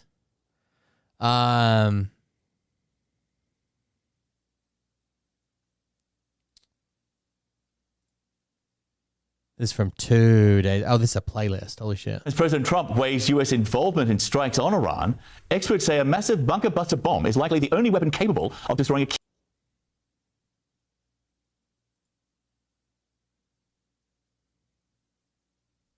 As President Trump weighs U.S. involvement in strikes on Iran, experts say a massive bunker buster bomb is likely the only weapon capable of destroying a key Iranian nuclear facility. But as CNN's Brian Todd reports, even this massive bomb may not be able to penetrate Iran's fuel enrichment plant, which is carved into a mountain and extends deep underground. It's a sophisticated, frightening piece of weaponry designed to hit targets like some of Iran's key nuclear enrichment facilities deep underground. They're buried so deep, and no other bomb would be able to certainly destroy them. The GBU-57 Massive Ordnance Penetrator, also known as the Bunker Buster, the largest non-nuclear bomb in the U.S. military's arsenal. Designed, the Air Force says, to reach and destroy weapons of mass destruction in well-protected facilities. The Bunker Buster is roughly 20 feet long, weighs 30,000 pounds, with 6,000... Thank you very much, Mona. I appreciate it. ...pounds of high explosives. The Israelis don't have them, nor the means to deliver them. Only the U.S. does, and there is no public record that they've ever been used in combat. The United States has never encountered a target that required a bomb of this size. We have other very, very large bombs, such as the Moab, which is the mother of all bombs, as they say. That mother of all bombs, weighing more than 21,000 pounds, was dropped by U.S. forces on ISIS targets in Afghanistan in 2017. But the Bunker Buster, even heavier. Experts say the Bunker Buster has a thick, hard... It's about 300 feet deep. Yeah. designed to withstand the impacts of the ground and plunge to the depths it needs to reach, with explosives in a fuse that also needs to be robust enough to penetrate the ground. The bunker buster doesn't have the biggest blast area, experts say, because it's designed to burrow into the ground before exploding. The only plane that can carry the bunker buster, the B-2 Spirit stealth bomber, flown by a 2-pilot crew, capable of flying about 6,000 nautical miles without refueling and eluding an enemy's most sophisticated defenses. The likely target of the bunker buster, if the U.S. were to get involved in this conflict, Fordo, an Iranian nuclear enrichment site buried deep under a mountain beneath possibly 300 feet of rock. A key question: could the bunker buster really damage Fordo significantly? Experts say the bunker buster can penetrate about 200. I didn't insult you. I just pointed out, I think, the obvious. I said a thing happened, and you said, hey, this probably contributed to it too. And I said, yeah, it probably did. You know, there was this accusation of slant drilling, and then you come back with, oh no, it could never be this. I think you're fucking retarded. I don't mean it as an insult. I think you are retarded. That's the impression I've gotten so far. Feet into the ground, maybe more. But if the key targets at Fordo are about 300 feet under, one bomb isn't going to penetrate that. You're going to have multiple hits at the same spot. Drop a bomb, another B-2 comes in, drops another bomb in the crater of the first. Another key question is, will a strike on the Fordo nuclear facility? But it only works with this insane level of accuracy, right? Like if you're, imagine trying to dig a hole with post hole diggers. You ever use post hole diggers? Where you're like, you got the two handles, you go down, you clamp it together and pull it out. Imagine trying to dig a hole with post hole diggers. You have to hit the same hole over and over and over again. You're putting in a mailbox or a post or whatever. You have to hit the same hole over and over and over again. Now imagine doing that from 30,000 feet, where you just have to throw the fucking post hole diggers and get in the same hole over and over and over and over again. Without the level of precision, it doesn't work. It just scatters them. A large radiation leak. 3 experts who spoke to CNN say a radiation leak would probably be limited to the immediate area, and a strike would probably not pose the same kinds of catastrophic consequences that bombing a nuclear reactor would. Brian Todd, CNN, Washington. Earlier, I spoke with Jennifer Kavanagh, a senior fellow and director of military analysis at the foreign policy think tank Defense Priorities. I asked her what U.S. involvement in this conflict could actually mean. So I think it's probable that Netanyahu was hoping that if he started this war and was successful initially tactically against regime targets and other nuclear facilities, that the United States would see this as an opportunity to join in and to accomplish what has been a long-time U.S. goal of ending the Iranian nuclear program. I think it's important to note, however, that there's no guarantee that even if the United States does use these bunker buster bombs, it would finally eliminate a B-2 officially from public data, which they never release the real numbers, could carry 2 of these GBU-57s. Iran's enrichment capabilities or forever end its pathway to a nuclear bomb. And it doesn't matter how much you can refuel or how many fucking miles you can fly, or you still have to come back to the ground to get fucking loaded. That can only be accomplished by political means, not military means. It's interesting you say that because Joe Cirincione, who is an expert on nuclear non-proliferation and all things Iran and all things nuclear program in Iran, look how good that. How these bunker busters. Everybody, take a second to look how good my mushrooms are doing. You like that? Like that? You got a little mycelium going on. Look at that. That's the grundle down there. Still got a bare spot here. And got a bare spot here, and then we'll be 100%. I've already got this to 100% once and busted it up. Now we just got to do some more. Get it to 100% again, we'll be ready to bulk it out. Have you guys seen that lady on TikTok that comes on the TikTok and she's like really mean to make sure you like her husband's vegetables? Actually work in any kind of attack on the Fordo nuclear site there in Iran. Here he is. Listen to this.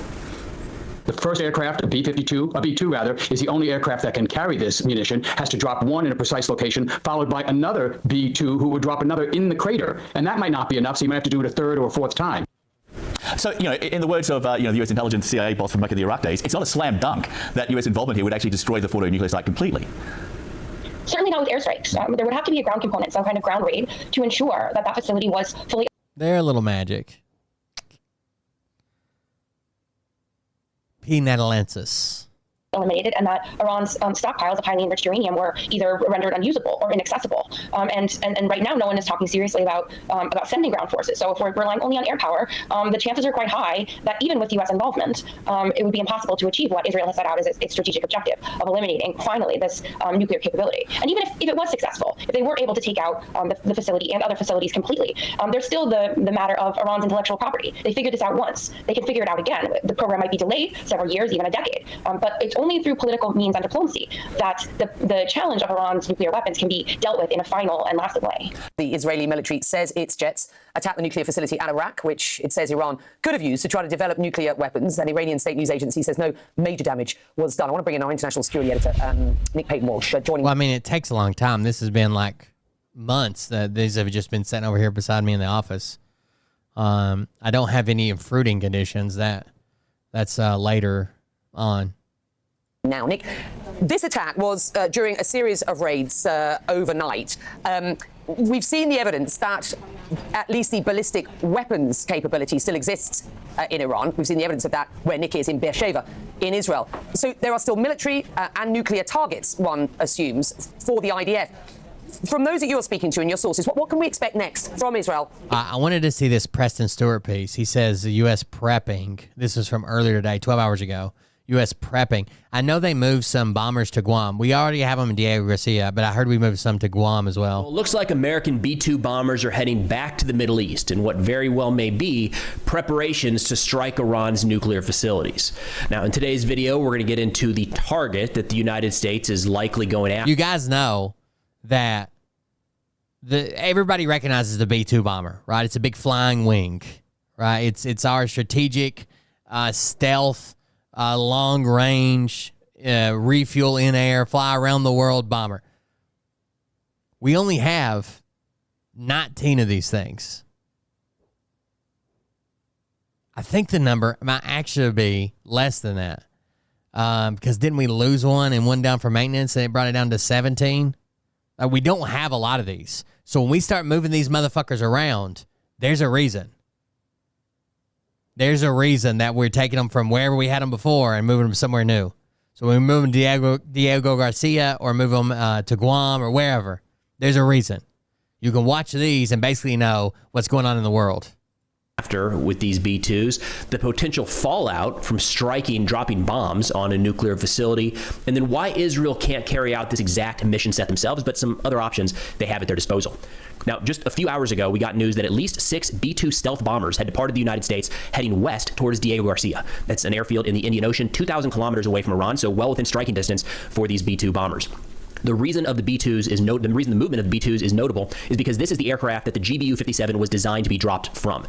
God, that's a big fucking bomb, dude. It's a 30,000-pound bunker buster bomb. It's massive. I think it's the largest conventional munition we have in our arsenal. It also goes by the name MOP, or Massive Ordnance Penetrator. The United States is the only country that has this. That was my nickname in high school, the Massive Ordnance Penetrator. Specific munition, and it's only really designed to be carried by these B-2s.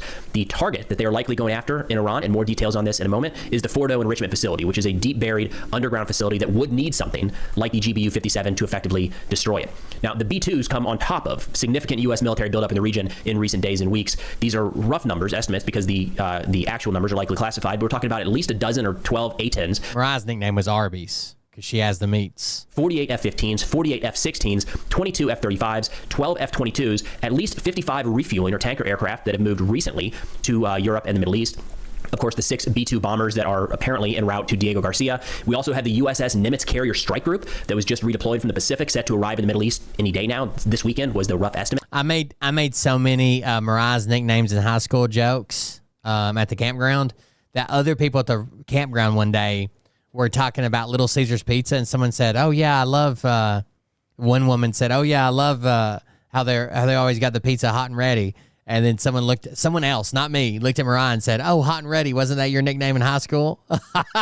They joined the USS Carl Vinson Carrier Strike Group that was already operating in the Middle East. And just yesterday, Fox News broke the story that the United States Navy now has 5 guided missile destroyers in the Eastern Mediterranean, a significant uptick from the one that was there when these hostilities first broke out. So across the board, a massive increase in U.S. military assets moving to the region.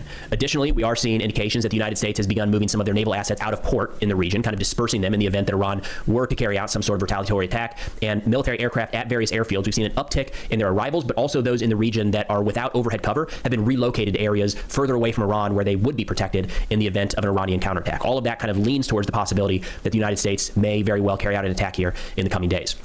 Now, when looking at the specific target here that the U.S. is likely to go after, we're talking about the Fordo Nuclear Enrichment Facility. This is a deep-buried underground facility, and in doing the research here and trying to explain this, I came across a video that I thought did a great job, and rather than kind of summarizing it, it might just be best to play this 3-minute clip on our back from the Alma Research Center explaining the Fordo Underground Enrichment Facility. Let's give that a watch. Fordo, Iran's key underground uranium enrichment facility. In the heart of Iran can be found a complex vital for developing nuclear weapons. 24 kilometers northeast of Qum is the Fordo Fuel Enrichment Plant. The fuel, being uranium uranium with the capacity to be enriched to weapons grade levels of 90%. This is how Fordo is designed based on the captured nuclear archive documents, with uranium stored in 48Y containers before enrichment, 10 new IR-6 centrifuges according to an IAEA report, and the storage for UF6, weaponized uranium hexafluoride. There is a fourth gated structure at the rear of the mountain, possibly another access tunnel. Systems such as the Kavosh radar and MIM-23 Hawks were displayed up close. 3 batteries of MIM-23 Hawk surface-to-air missiles are outside the main gate. At least 6 anti-aircraft guns are spread out across 3 separate fighting positions, and a second strategic air defense site is located 10 kilometers east, shown to have a Hadi engagement radar and a Kameen 2 battery.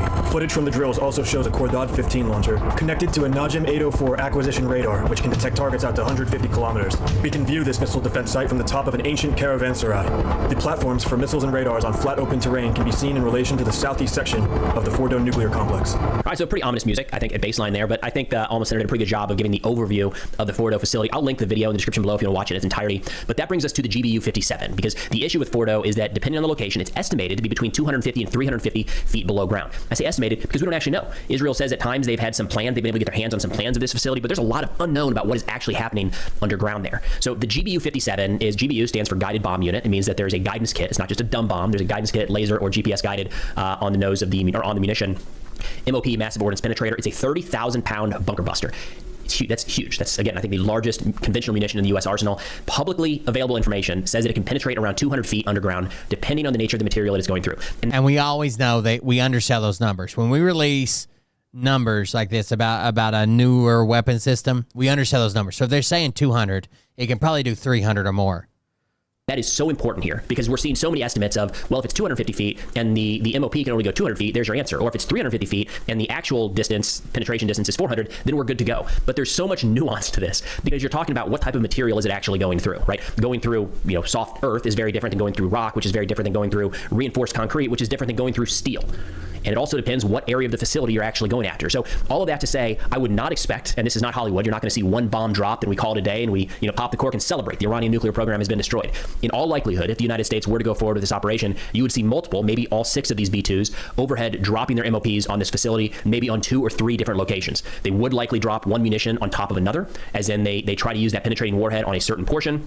It's not as though one bomb is going to go right on top of the other bomb, but you can dig a little bit out and then drop another munition there and have a little greater effects. Now, a couple other aspects worth getting into here. We do know at this point that Iranian air defense has been pretty significantly degraded. We can't write it off entirely and say that it doesn't exist, but when you're talking about the U.S. strike here, especially using this specific type of munition, you're talking about stealth aircraft. We haven't seen, other than the AI-generated pictures, that Iran has had any success against Israeli stealth aircraft. And that's nothing new. Going back to previous strikes as well, that does seem like a major gap in their air defense network. So B-2s already being stealth, already at a lower likelihood of getting hit, but with the degradation of air defense in the last week carried out by Israel, likely around some of these key nuclear facilities, the risk of U.S. aircraft getting hit is even lower. Now, one argument here is that we only have 20 to 50 on or about GBU-57s, and people are making... So what do you guys think about the theory that I floated at the first of the show? How likely do you think it is that Trump knows that Iran will probably retaliate with U.S.-based terrorist attacks? He's safe. He doesn't give a fuck, right? There's no one more secure in the world than the President of the United States. Terrorist attacks will happen from Middle Eastern nationals, and then he'll use that as to double down on his mass deportation and immigration reform across the board, and say now it's because we're fighting a war, right? We got these. They're soldiers. Remember, they kept saying that Joe Biden was letting all these fighting age Middle Eastern men just come across, no questions asked, blah, blah, blah. They might have been setting this up for years. The argument of, wait a minute, if we only have a couple of those, should we really be using those here? Yes, if the decision is made, this is the place to use them. This is what they were made for, okay? So, again, I would not expect the United States to use 1, 2, or 3 GBU-57s. We might end up using 12, 18, 24, even, if we have 50 total. But this is what they were made to do. Like, this is the mission. This is the mission set. So don't save them up for something else. We'll build more down the road. This is what those bombs are meant to be used for. Now, another key note here is even if the facility is completely destroyed, this is not the end of the game. This is not like the one thing has to be hit and then voila, the Iranian nuclear program is over. I mean, according to the IAEA, the International Atomic Energy Agency, just a few weeks ago, they said Iran has stockpiled... To be fair, I don't think that he came up with this plan. But you can't tell me that Stephen Himmler, when he hears, hey, we might be attacking Iran, the first thing he doesn't think of is terrorist attacks. That's what they do, right? They fund and train the world's terrorist. Over 400 kilograms of uranium enriched to 60%. And according to General Kurilla, the head of U.S. Central Command, again, like a week and a half ago, he said, quote, it's estimated that current stockpiles and the available centrifuges across several enrichment plants are sufficient to produce its first 25 kilograms of weapons-grade material in roughly 1 week and enough for up to 10 nuclear weapons in 3 weeks. So again, Fordo is one part of the equation. It's a difficult one to get to. It's no doubt their most recent and most advanced enrichment facility. And if we're trying to eliminate the threat of the Iranian nuclear program, Fordo has to go. It's a key component, but it is not the end-all be-all. We also have indications in recent days from Iranian officials, whether they're being honest or not, is that they are moving a lot of that enriched uranium to... Oh, you guys missed it yesterday. Yesterday's stream, if you missed towards the end of it, I randomly opened up Instagram and a video montage of my parents came on and I started crying in the middle of the stream, but I turned the camera off. So if you want to see me upset, that's in yesterday's stream. Go check it out. Leave a donation. New facilities to protect it from the event of strikes just like this. So there's a lot more still to be done to ensure that this risk is fully eliminated beyond just striking Fordo, although that is a big component. Another question here that I've not seen a lot of not seen a lot of push here, but I feel like we're going to hear more and more, especially if the bombs actually start falling on a nuclear just like this. Across several enrichment plants. Kurilla, the head of U.S. Central Command, again, like a week and a half ago, he said, quote, it's estimated that current stockpiles and the available centrifuges across several enrichment plants are sufficient to produce its first 25 kilograms of weapons-grade material in roughly 1 week and enough for up to 10 nuclear weapons in 3 weeks. So again, Fordo is one part of the equation. It's a difficult one to get to. It's no doubt their most recent and most advanced enrichment facility. And if we're trying to eliminate the threat of the Iranian nuclear program, Fordo has to go. It's a key component, but it is not the end-all be-all. We also have indications in recent days from Iranian officials, whether they're being honest or not, is that they are moving a lot of that enriched uranium to new facilities to protect it from the event of strikes just like this. So there's a lot more still to be done to ensure that this risk is fully eliminated beyond just striking Fordo, although that is a big component. Another question here that I've not seen a lot of not seen a lot of push here, but I feel like we're going to hear more and more, especially if the bombs actually start falling on a nuclear facility, is, wait, isn't that bad? Aren't we going to just release radioactive material all around? And 25 kilograms is what the IAEA, the International Atomic Energy Agency, is what they consider a significant quantity.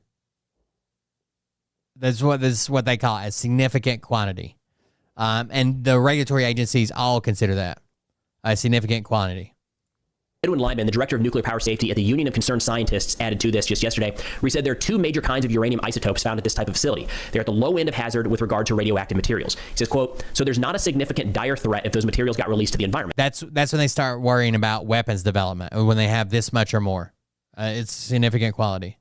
It would probably lead, at most, to a relative low level of contamination, not zero, but fairly close to the site. He said, in this case, given that the site is in underground caverns and the bunker busters are designed to collapse the mountain above it, any kind of environmental release would be relatively low, since it would be essentially inhibited by this massive rock that's rained down on it. So leakage or spillage of radioactive material, not zero, but again, according to nuclear scientists, it's expected to be low.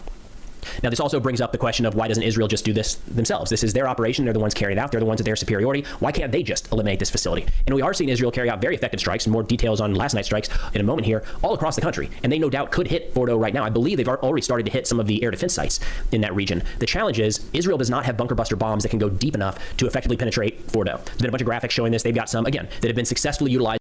So I just Googled their significant quantity standards, and it says IAEA considers this quantity, a significant quantity, is defined as the approximate amount of nuclear material for which the possibility of manufacturing a nuclear explosive device cannot be excluded, right? So they're basically, this is their last straw. Like, you have enough. We can't say that you're making a nuclear weapon, but we're basically saying you're making a nuclear weapon. Well, we can't find any other evidence, but with this much, this is all we can conclude. Against targets in Lebanon. I believe some have been using Gaza as well. They're not going 250, 350 feet below ground. Now, Warzone did an interesting assessment here where they said, hey, because the challenge with the GBU-57 is Israel doesn't have any bombers, aircraft, that are designed to carry a 30,000-pound bomb. F-35s can't carry that. It's way too big. Israel does have cargo aircraft. So Warzone did this assessment, this rundown of like, what if Israeli C-130 cargo planes could actually carry the GBU-57? It has nothing to do with critical mass. Just push it out the back, because we've seen that before. The Moab was pushed out the back of a C-130. It's a big bomb, although my understanding is it's about one-third the weight, one-third the size of the GBU-57. In their assessment, they say according to the payload and storage capacity of a C-130, the GBU-57 would fit, and the aircraft could fly. One at a time, they believe. But the challenge here is we don't know if that's ever been tested at all. So just because an aircraft might physically be able to hold a bomb does not mean that it would actually be effective in employing that munition against a very sensitive target, such as the Fordo nuclear facility. Also, we already, the surface air threat has been significantly reduced, but a C-130 is a very... There are arguments against that amount, the 25 kilogram. So, like, a significant amount to let's say a bomb's worth. If you say a bomb's worth of enriched uranium, a bomb's worth of enriched uranium looks different to China than it does a terrorist group, right? That's just trying to get something to go off. Those are two very different. Like a bomb's worth to the state actor of China versus some terrorist group that's just trying to make a name for themselves and take some people out. So there's been a lot of people that say they need to lower it in this context or in these contexts over here. Maybe it isn't perfect, but that's what they currently use. Especially using like implosion designs, a much smaller amount of material can be used. Slow-moving aircraft, and if you're getting ready to line up a bomb... Even if you account for losses. To push this massive bomb out the back, it's slowing down even more, going directly over the target location. Much higher risk of that getting shot down than a stealth B-2. So maybe, possibly, Israel could push out the back of the C-130. That should not be high on anyone's list if we're actually trying to achieve the desired results here. Another possibility that's been raised in recent weeks, I wouldn't write this off entirely, is the possibility of ground forces moving in to effectively sabotage, set explosive charges inside of Fordo. Israeli ground forces is what I keep hearing, but... Look, I thought that might be an option, right? There's 2 roads in, 2 roads out. It wouldn't be hard to insert them, especially if you have air superiority. The problem would be once the shit starts blowing up, getting them back out may be an issue. I would have rather that happen than the U.S. get involved in bombing it. I don't know that I would write off entirely the assistance of U.S. military personnel, just given the complexity of what this operation would entail. Now, this would be incredibly, incredibly risky, but we have also seen Israel carry out these special operations like this behind enemy lines into Lebanon and Syria to dismantle key infrastructure in recent months, in recent years. This is an entirely different level. So, for starters, this is much further away than anything in Syria or anything in Lebanon. Fordo is a pretty significant underground facility. So, this is not like going up into Lebanon, they hit some tunnel networks that were big, nothing like this. They also hit an underground or a weapons production facility, I believe some of it underground in Syria that Iran was putting together. Also, not as big as Fordo. Fordo is estimated, and that's a key. So that's also, there was a story in The Economist the other day, or a while back. News reporters, when they're talking about Iran, get this messed up a lot, okay? So there was a story in The Economist that someone on Twitter was talking about, and I commented on it. God, how long ago was that? Anyways, basically the guy that wrote this story in The Economist was saying that there was that he was claiming that one report said that Iran had 100 kilograms of highly enriched uranium. Now, highly enriched uranium can be anything above 20%. And with this 100 kilograms, this would be like 4 significant quantities. The problem is, let's say it's on the low end scale. Let's say that it's 20% U-235, right? It's highly enriched, right? It's above that 3 to 5%, but it's at 20%. So 100 kilograms at 20%, according to all international standards, would only be 20 kilograms of U-235, and that's still less than the significant quantity. So you got to be careful. You have to take into account the percentage as well, not just how much, how many kilograms of highly enriched uranium there is, how highly enriched, right? And then you have to do the math factor to see how much that really is. Key component here is we don't actually know the details, or at least publicly don't know the details of this facility. It's estimated to be around 45,000 square feet, which is roughly comparable if it was one big open room to like Best Buy or Planet Fitness. But the problem here is it's not just one big open room. It's a bunch of tunnels and unknown access points built into the side of a mountain, likely heavily guarded, right? You have to assume something as important like this to the IRGC probably has significant manpower around there, making sure that there's no sabotage or no commando raids going in to do just that. So in turn, Israel would not be able to infill a squad, a platoon, even a company-sized element. The gun barrel design was like the first way that we were trying to make them, right? two subcritical masses use the propellant of like an artillery shell to make an overcritical, when they come together to make it an overcritical mass, right? Because they would likely have to fight their way into the facility, then send a significant component in to find the appropriate areas to set these explosive charges, carry in enough explosive. It's been a long time since I watched the YouTube videos explaining all the different nuclear weapons and how they work, but I think that was right. And that's like one of the first styles we tried. The charges to get this done and have a large enough element outside pulling security so that no additional IRGC elements. We did the calculations when I was in college. Oh, that's cool. Pull up, kill, or possibly capture those commandos. On top of that, you've got the whole aspect of infill and exfil. Probably easier now, given the lack of air defense that Iran has shown in recent days. There's more of a likelihood Israel would be able to have some degree of air superiority even over the plant, maybe provide close air support for the troops on the ground. But this is conducting a commando raid long distance away from Israeli territory. I did nothing with ordnance other than like fucking C4 and shape charges and shit like that. Fucking water blades. That's what I did, right? Blowing up doors off hinges and shit. So everything I learned is from the internet. I have no idea about it.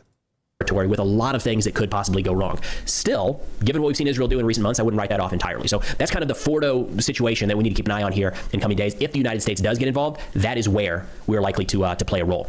Now, turning to ongoing operations in the conflict, Israel put out some updates overnight saying that they struck, the Israeli fighter jets struck and eliminated two key commanders. Benem Shariari, the commander of the Quds Force Weapons Transfer Unit, and Saeed Izzadi, the commander of the Palestine Corps of the Quds Force. How do they find the bunkers? Satellite footage, basically. We know what a facility would have to look like if this is what they were doing, and we sat there and watched them build their facilities. There was one time they allowed inspectors in. We watched them buy centrifuges and where they set the centrifuges up. They also air gap them, right, so they can't get like computer viruses and shit. They're on their own power grid. They have no connections to the outside world. They're able to identify them with just intelligence and satellite photos. Quds Force, again, within the IRGC is like their special forces in the sense that they are training other units. Foreign internal defense kind of is the special forces mission here in the United States. It's like that, just much more devious. And those are the ones standing up groups like Hezbollah, Hamas, the Houthis, and facilitating their use of Iranian weapons. So they say as part of his duties, Shariari was responsible for all weapons transfers from the Iranian regime to its proxies across the Middle East. He worked directly with Hezbollah, Hamas, and the Houthis. Izzadi was the commander of the Palestine Corps, a key coordinator between the... Imagine someone's building not a house, because you see them everywhere. Imagine that you have satellite image and you know the purchases that your neighbor makes, and you're looking back, and how would you figure out they're building a chicken coop, right? Well, they buy chicken wire. They bought nesting boxes, and they bought chicken feed, and they bought tin for the metal roof. Eventually, you'd be able to figure out it was a chicken coop, even if you didn't know that to begin with. So we just wait and see. So our stance before was doing stuff like Stuxnet. Stuxnet is let me show you Stuxnet. Stuxnet is fucking incredible, and it does not get enough credit. Stuxnet was how we used to deal with this threat, even though America has not officially come out and said they did this. We did this. Stuxnet is a computer virus that we were able to get in. Not only were we able to get it into the Iranian nuclear facility, at one time, like 50% of Iranian citizens had it on their phone. Okay, it's a virus that we introduced. And what it does is it got into their computer system on their centrifuges. Centrifuges have to spin really fast. They got to be balanced, and they got to spin at a very precise speed. So what we would do with this virus, you'll see in a second, is we got it uploaded, even though they got an air gap, which means they're not connected to outside phone lines or electricity or nothing, right? And you're not supposed to bring any electronics in or take any electronics out of these plants because you could be bringing in viruses you didn't even know it. We still got it in there somehow. And we got it in there. And what we would do is, let's say their centrifuge is supposed to be spinning at 6,000 RPMs. I'm just making up a number. It's supposed to be spinning at 6,000 RPMs. What Stuxnet did was it would show them that their centrifuge was spinning at 6,000. When in reality, the computer program virus that was running in the background would speed it up and slow it down and speed it up and slow it down and speed. It would not only would it fuck with their enrichment of uranium, it would wear out their equipment early. It would cause all kinds of shit that they just couldn't figure out because their computer systems, their consoles were telling them that they were doing the right thing. We just couldn't do it. And along with Stuxnet, we would also, when they would try to buy centrifuges or bearings for centrifuges or fucking plugs for whatever for centrifuges, and we knew that it was going to their nuclear program, we would have the CIA intercept those shipments, delay those shipments, send them bullshit, faulty parts that we didn't know worked. So we used to do this clandestine cat and mouse game, which is still better than fucking bombing the shit out of them. You know what I'm saying? Let's see. We'll get this guy to tell us about Stuxnet. He's pretty good. He's got like 15 fucking channels, but who is this guy? Well, we can watch this channel. I've never seen this channel. 3.6 million views, surely. It's a good one. I don't think Stuxnet gets enough credit because there's just not a lot of people that know about it. Natanz, Iran. That's right. Buried 26 they copied the certificates. feet underground and shielded by 8-foot concrete walls lies a top-secret uranium enrichment facility. Another thing that you can always, I don't know if you just saw this little animation, Sister Doll, but there's got to be ventilation. If you're working underground, you got to be ventilation. So another indicator we look for of how the plant is built, what the layout of it is, where the important parts are, is we look for little shacks like this that are basically just big-ass fans and filters that provide ventilation for the underground facilities. Concrete walls lies a top-secret uranium enrichment facility. At its core are rows upon rows of gas centrifuges. They are all interconnected. This animation looks awesome. Connected by a maze of pipes. Gaseous uranium is pushed through the system in several stages. Centrifuges spin at dizzying speeds, which separates uranium isotopes based on their weight. The heavier atoms are gradually pushed towards the outer edges, while the lighter atoms concentrate in the center. That's the enrichment. When this enriched uranium is layer split, enormous amounts of energy are released. Enriched uranium is the key ingredient to nuclear power plants, or to the deadliest weapon mankind has ever seen. But lately, something's been off. In the past few weeks, centrifuges have been breaking down at an alarming rate. Sure. So it was causing this abnormal wear and tear. And they were breaking down like crazy. Like they would expect, let's say they expect like 1 to go down a month. They were losing like 30 a month, and they couldn't explain it. It's normal to replace them every now and then, but this level of failure is beyond anything the Iranian scientists can explain, especially since the control panels and system logs show nothing out of the ordinary. The nuclear engineers are baffled. Could their systems somehow have been sabotaged? Impossible. The facility is completely air-gapped, hermetically sealed off from the internet, and physically disconnected from the outside world. It's perfectly protected from foreign intelligence services, like the CIA. There's no way that anybody could get into these systems, right? And by the way, they developed some of this stuff just down the road from me, in a plant just north of Knoxville.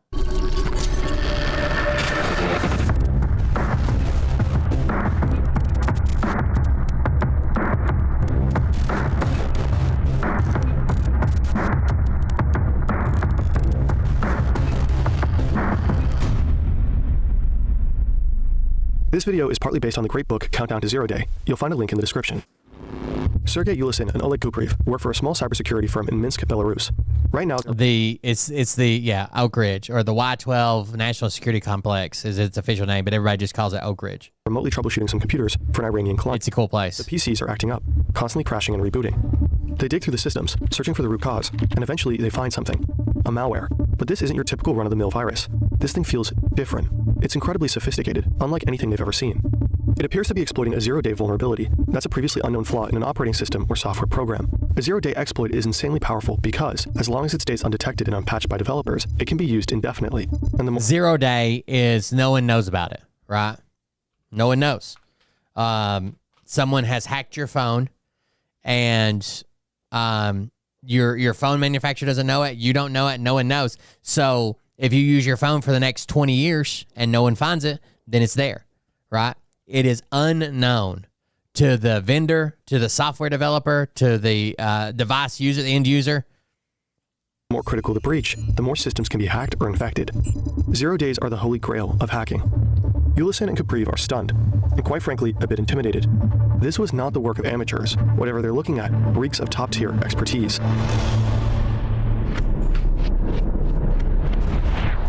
The malware turns out to be a highly complex computer worm. It can replicate itself and somehow stay undetected while slipping into the most heavily secured Windows systems. Alarmed, Ulysin and Kupriv email Microsoft to report their troubling discovery, but oddly enough, they get no response. Later, they decide to go public. On July 12, 2010, Ulysin posts a warning on his employer's website and an English-speaking online security forum. He shares what they found out about the malware and issues an urgent alert. But the warning comes too late. The worm has already spread far and wide, infecting over 100,000 computers across more. So this was all, we were only doing this to get it in to Iranian nuclear facilities. And it was so good at replicating, at spreading, which we needed it to, right? We give it to somebody in Iran. We need it to spread to other people because somebody eventually is going to take it into that fucking plant. They're going to carry in a hard drive. They're going to carry in their phone. They're going to carry in their laptop, even though they're not supposed to. And they're going to take it in there eventually. So we needed it to spread. But I don't know if they thought it would get this out of hand.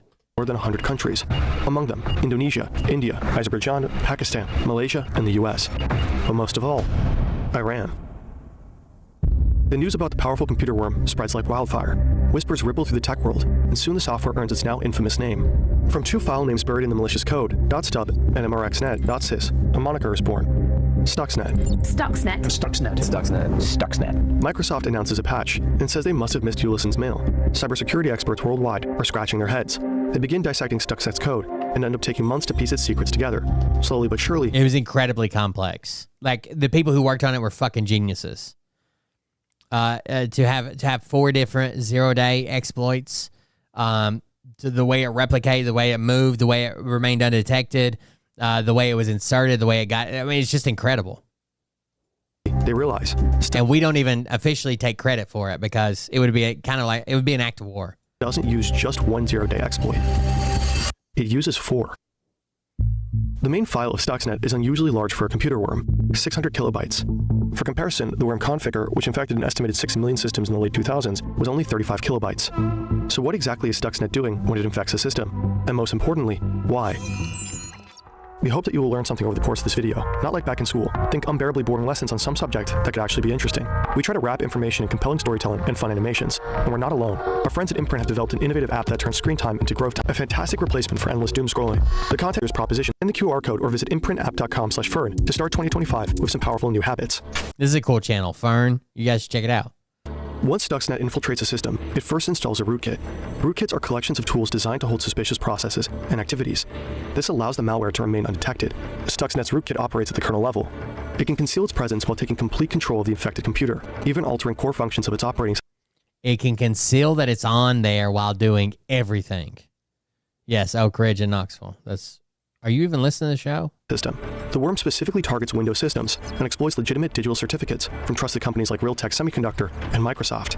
These certificates are essentially stamps of approval that software manufacturers use to verify their programs as safe. By leveraging these certificates, it's got certificates from the manufacturer saying, "Hey, no, we're a good program. We're safe. We're good. No worries." The attackers can bypass a lot of security measurements. Ultimately, one expert notices something extremely odd. Stuxnet seems to only activate on systems running a specific software called Siemens Step 7. On all other Siemens Step 7. It's dormant on most computers unless they're running Siemens Step 7. What is Siemens Step 7? It is a software that is used for programming and using Siemens PLCs, which are programmable logic controllers, okay? The controllers that you would use in a nuclear lab. Some of the reports about this were like people in like machine shops or CNC machines and shit were like going down. These specialty machines that like cut metal and bend parts and shit. But that wasn't what we were targeting. We were targeting the controllers for the equipment in the nuclear facilities. Systems. The worm does nothing except spread further. The Siemens software is part of an industrial control system. If it doesn't have Siemens Step 7 on it, if it doesn't have that, it just spreads. It remains dormant and spreads. Remains dormant and spreads. Remains dormant and spreads. You could give it to your friend. They could give it to their wife. They could give it to the guy down the street. Whatever. It doesn't matter. And then eventually it's going to get in this plant. System designed to work with so-called programmable. Oh, that's cool. These devices are widely used in industrial settings to control machines. The whole thing just got even more mysterious. Cybersecurity experts continue dissecting Stuxnet. They uncover that the malware. So if you didn't know what was going on already, this would be a virus that's incredibly complex, that is incredibly well thought out, probably built by geniuses, and it goes after like fucking equipment control, motor controllers and equipment controllers. Why the fuck would it's not like stealing your data. It's not stealing your credit card numbers. It's going after logic controllers like you'd use in a machine shop? That's weird. Has been active since June 2009, creeping through systems for an entire year before anyone noticed. During this time, Stuxnet appears to have launched 3 distinct waves of attack, the first in June 2009, followed by 2 more in March and April 2010. With each wave, the code was slightly tweaked, most likely to render the malware even more aggressive. There are very few entities in the world who could pull this off. And there's one more detail. Stuxnet isn't just attacking any random computer running the Siemens software. It's originally tailored to strike in one specific country. Whatever Stuxnet is after, it must be worth the enormous amount of effort put into this worm. It must be industrial in nature, and it must be located in Iran. So it has to be worth the effort. It has to be an industrial site, and it has to be in Iran. So now we're starting to say, okay, well, it was made specifically for Iran. Clearly a lot of time and money and development went into this, and it only does industrial sites. So what are we looking for? In 2002, an Iranian resistance group exposes the existence of 2 top-secret nuclear facilities in Iran, a heavy water plant in Iraq, and a uranium enrichment facility in Natanz. Why does Iran suddenly need so much uranium? Alarm bells go off in the West. Could Iran be working on nuclear weapons? This would violate so much uranium. Alarm bells go. This is in 2005. Iran could make nuclear bomb within 5 years. Israel says. Off in the West. Could Iran be working on nuclear weapons? This would violate the Non-Proliferation Treaty, or NPT. That's an agreement signed by the international community in 1968 to prevent the spread of nukes and promote disarmament. Iran appears to be willingly breaking the NPT. The country was supposed to report the facilities to the International Atomic Energy Agency, IAEA, but it didn't. The body is responsible for monitoring nuclear activities and preventing the development of nuclear weapons. 1 year after the Natanz site is uncovered, the IAEA sends a team of investigators. The Iranian leadership tries to calm things down, insisting the uranium will be used for peaceful purposes only, to produce nuclear energy. But when the IAEA investigators get to Natanz, they collect environmental samples and find traces of highly enriched uranium. This discovery sets off a chain reaction. The IAEA starts conducting regular inspections at the facility. The UN Security Council imposes economic sanctions. Years of tense negotiations ensue. Iran's nuclear ambitions cross a red line for many countries, especially for Israel and the US. Once allies, Washington and Tehran became bitter enemies after the Islamic Revolution in the 1970s. Meanwhile, Iran has openly positioned itself as Israel's nemesis and directly finances numerous anti-Israeli terrorist organizations. The stakes are clear. Israel and the US are determined to stop Iran's rise to nuclear power by any means necessary. In 2006, then-President George W. Bush is briefed on a top-secret plan. The CIA has come up with a strategy to sabotage Iran's nuclear program. Working closely with Israeli cyber intelligence, they begin crafting a sophisticated digital weapon. The project is continued under Barack Obama. Its codename, Operation Olympic Games. Quick note, the following part of the story is based on this report by Dutch investigative journalist Hout Mulderkolk. While we cannot fully verify the events independently, they do align with earlier investigations made by other journalists. It's 2007. The CIA is making significant progress on Operation. See, this is a cool spy story that not a lot of people know about. Or maybe you did know about it, but it's cool either way. Olympic Games. They've even built a massive replica of Iran's nuclear facility deep in the forests of Tennessee. They built a full replica of the Iranian facilities inside Oak Ridge. Understand how to sabotage the plant without detection. But they have a major problem. They can't send their own agents to infiltrate the high-security facility at Natanz. So they turn to an ally, the Dutch intelligence service, MEVD. The plan for the covert operation is laid out during a meeting between CIA Director Michael Hayden and senior MEVD officials. Enter Eric von Sabbe, a Dutch engineer living in Dubai. He works there for a transportation company. He's also an asset for the Dutch Secret Service. And now he's given what will be the final mission of his life. Von Sabbe is to install water pumps at the Natanz plant. According to CIA Director Hayden, these pumps contain a technical masterpiece. Later that same year, von Sabbe makes his way into Natanz and goes to work. How exactly he gains access remains a mystery, but he gets the job done. Von Sabbe successfully smuggles one of the most powerful cyber weapons ever created into a heavily secured and isolated underground nuclear facility. 2 years later, in 2009, he dies tragically in a motorcycle accident in Dubai. There are no indications of foul play.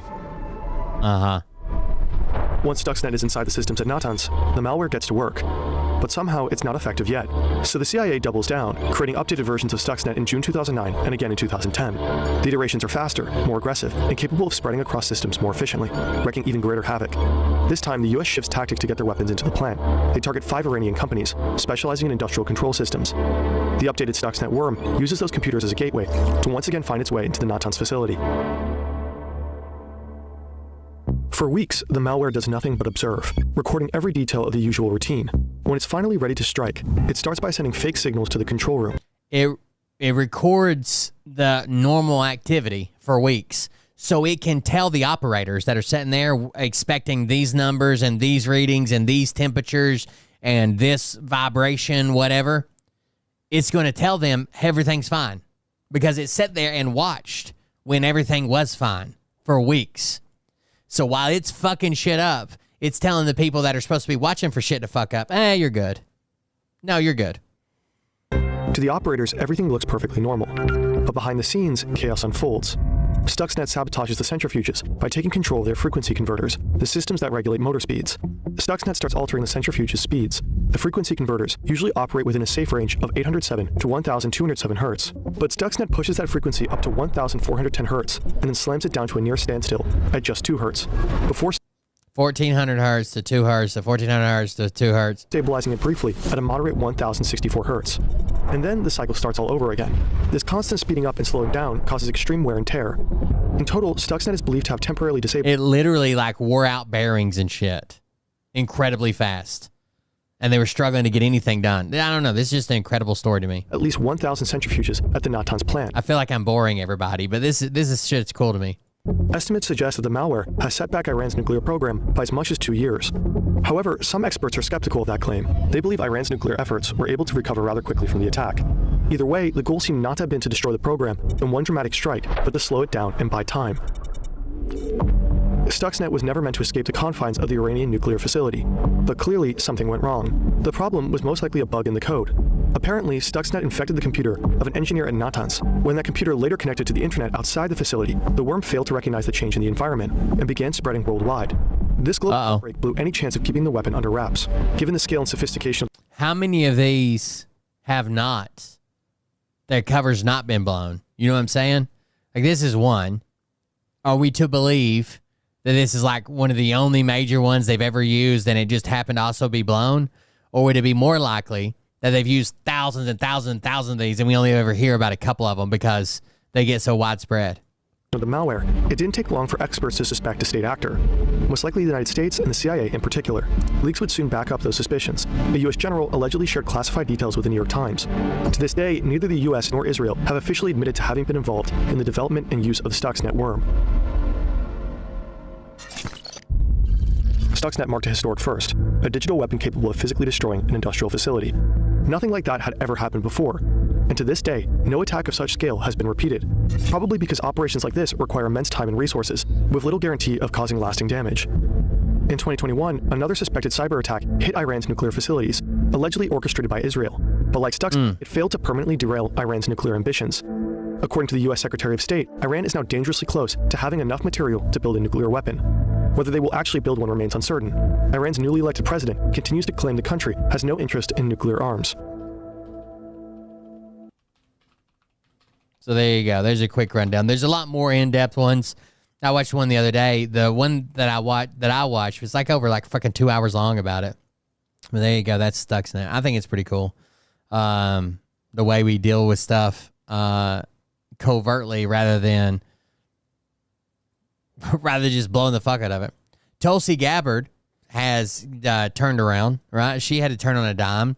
She was just last week saying that they did not have a nuclear weapon and that U.S. intelligence confirmed that they did not have the capabilities to produce a nuclear weapon. But here we go. Tulsi Gabbard now says Iran could produce a nuclear weapon within weeks. Weird. Tulsi Gabbard says Iran could produce a nuclear weapon within weeks, months after she testified before Congress that the country was not building nuclear weapons. The U.S. Director of National Intelligence said her March testimony, in which she said Iran had a stock of materials but was not building these weapons, had been taken out of context by the dishonest media. It was our fault, chat. It was our fault. Her change of position came after Donald Trump said she was wrong and that intelligence showed Iran had a tremendous amount of material and could have a nuclear weapon within months. Iran has always said that its nuclear program is entirely peaceful and that it has never sought to develop a nuclear weapon. On Thursday, Trump said he was giving Tehran the maximum of 2 weeks to reach a deal on its nuclear activities with Washington. He said he would soon decide whether the U.S. should join Israel's strikes on Iran. Disagreement has been building within Trump's America First movement over whether the U.S. should enter the conflict. On Saturday morning, Iran's foreign minister, Abbas Araghchi, said his country was absolutely ready for a negotiated solution on their nuclear program, but that Iran cannot go through negotiations with the U.S. when our people are under bombardment. In her post on social media, Gabbard said U.S. intelligence showed Iran is at the point that it can produce a nuclear weapon within weeks to months. President Trump has been clear that can't happen, and I agree, she added.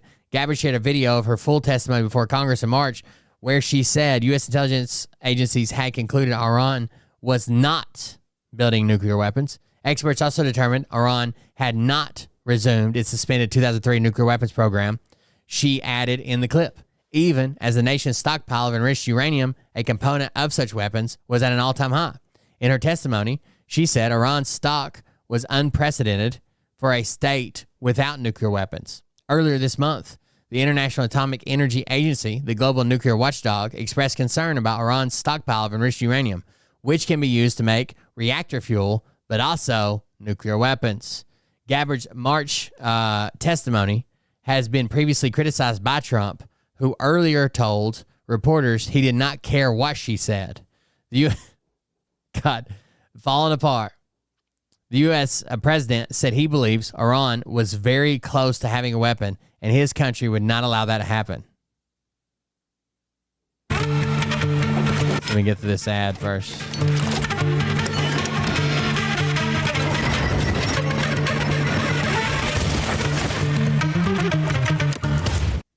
What intelligence do you have that Iran is building a nuclear weapon? Your intelligence community has said they have no evidence that they are at this point. Well, then my intelligence community is wrong. Who in the intelligence community said that? Your director of national intelligence, Tulsi Gabbard. She's wrong. Mr. President, do you think the Europeans help at all? She's wrong. Wrong. Who said that? Who in the intelligence community said that? Tulsi Gabbard, your DNI? Well, she's wrong. That they are at this point. Well, then my intelligence community is wrong. Who in the intelligence community said that? Your director of national intelligence, Tulsi Gabbard. She's wrong. Mr. President, do you think the Europeans help at all in talking? The reason she said that is because no one had their eye on Iran at the time. Trump didn't, right? Back in March, Israel wasn't attacking them, and they're close to Russia. Tulsi Gabbard loves Russia. It's almost like they're paying that dumb bitch because they're paying that dumb bitch. Director of national intelligence, Tulsi Gabbard. She's wrong. Mr. President, do you think the Europeans help at all in talking with the Iranians? No, they didn't help. No. President, do you think the Europeans help at all in Gabbard? She's wrong. Mr. President, do you think the Europeans help at all in talking with the Iranians? No, they didn't. You think the Europeans can help at all in talking to Iran? I think so, what they said. She's wrong. Mr. President, do you think the Europeans help at all in talking with the Iranians? No, they didn't help. No. President, Iran doesn't want to speak to Europe. They want to speak to us. Nobody wants to talk to anybody but Trump. God damn, he's such a fucking loser. In 2015, Iran agreed to a long-term deal on its nuclear program with a group who would, of world powers, after years of tension over the country's alleged efforts to develop a nuclear weapon. Actually, let's go to Nick.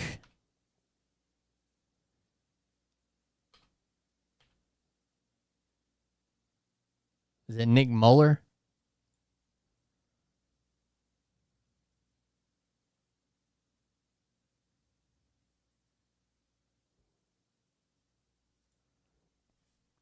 A history of the Iranian nuclear deal in 2 minutes. After the 1979 revolution, Iran began pursuing uranium enrichment with long-term weapons potential. Western nations tried to slow or stop it using every tactic available, from economic sanctions to covert ops like the Stuxnet virus. These efforts only ever bought time. In 2013, Iran elected Hassan Rouhani, a moderate open to diplomacy. It was a rare moment, a real chance to avoid a seemingly inevitable war. The US, UK, France, Russia, China, and Germany united in an unprecedented push for... So again, 2000. it was almost like everything lined up, right? Hassan Rouhani was a moderate, right? I don't even think he was expected to win. But he was like a moderate that would actually speak with people, that would talk with people, that wasn't, as far right as a lot of their leaders are. So the entire world, not just Obama, Trump hated it because it was credited to Obama. Not just Obama, even China helped us, okay? Everybody came in to try to get this deal done because, again, them having a weapon is bad for a lot of the world. Real chance to avoid a seemingly inevitable war. The US, UK, France, Russia, China, and Germany united in an unprecedented push for peace by 2000. Unprecedented. I mean, when do you hear about those countries coming together to fucking meet with Iran? You know what I'm saying? Russia, China, France, Germany, the UK, US. Struck a deal. They all came together to make this happen. Why didn't Trump like it? He said it was a bad deal, but why didn't he like it? Because Obama did it.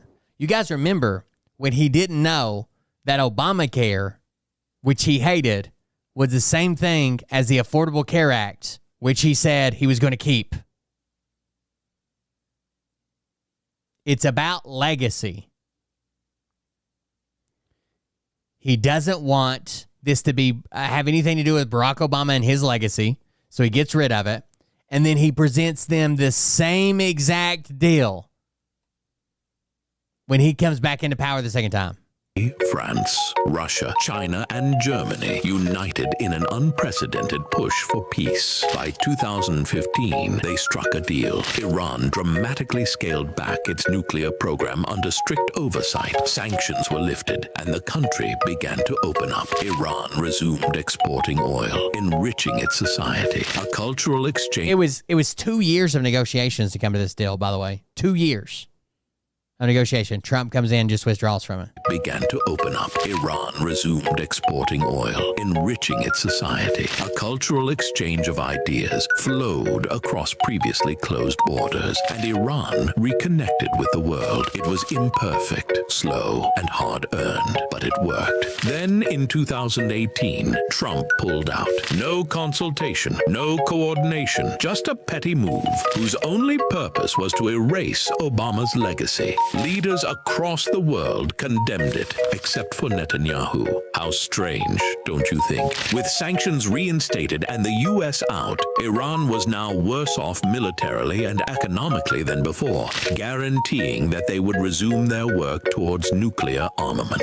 And that is 100% without a doubt, without any hesitation, Donald Trump's fault. This war, these deaths, this march towards a third world war is the... By the way, all of our allies begged him, as the U.S., to stay in the deal and build upon it if he wanted to change it. Not withdraw. If you want changes, change it. That's fine. That's your prerogative. But stay in the deal. But he immediately withdrew from the deal. So then... all of our allies tried to go to Iran and say, hey, look, we're still in the deal, right? We would appreciate if you, and they said no. If the U.S. pulled out, then we're fucking pulling out.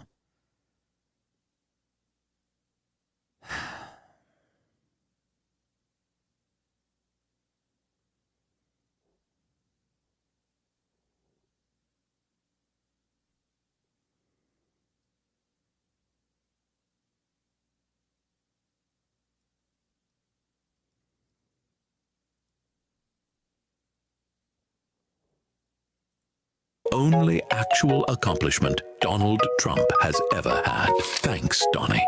Oh, wait, what was that? Is 100 now worse off militarily and economically than before, guaranteeing that they would resume their... And this weird thing that he wants them broke. Like, have you heard his like, oh, they're so wealthy now. When I was in, they were broke. Clear. Let's just think about this. Let's take a militant style people, religious fundamentalists, who are now building nuclear weapons, and we want to try to not even just do it under the table, but announce that we're trying to break them economically. why wouldn't you want them doing very well and being peaceful and negotiating and trading and dealing? And they don't, who cares? They don't want to destroy anybody with a nuclear weapon. So we're good on that front. Nope. Got to break them.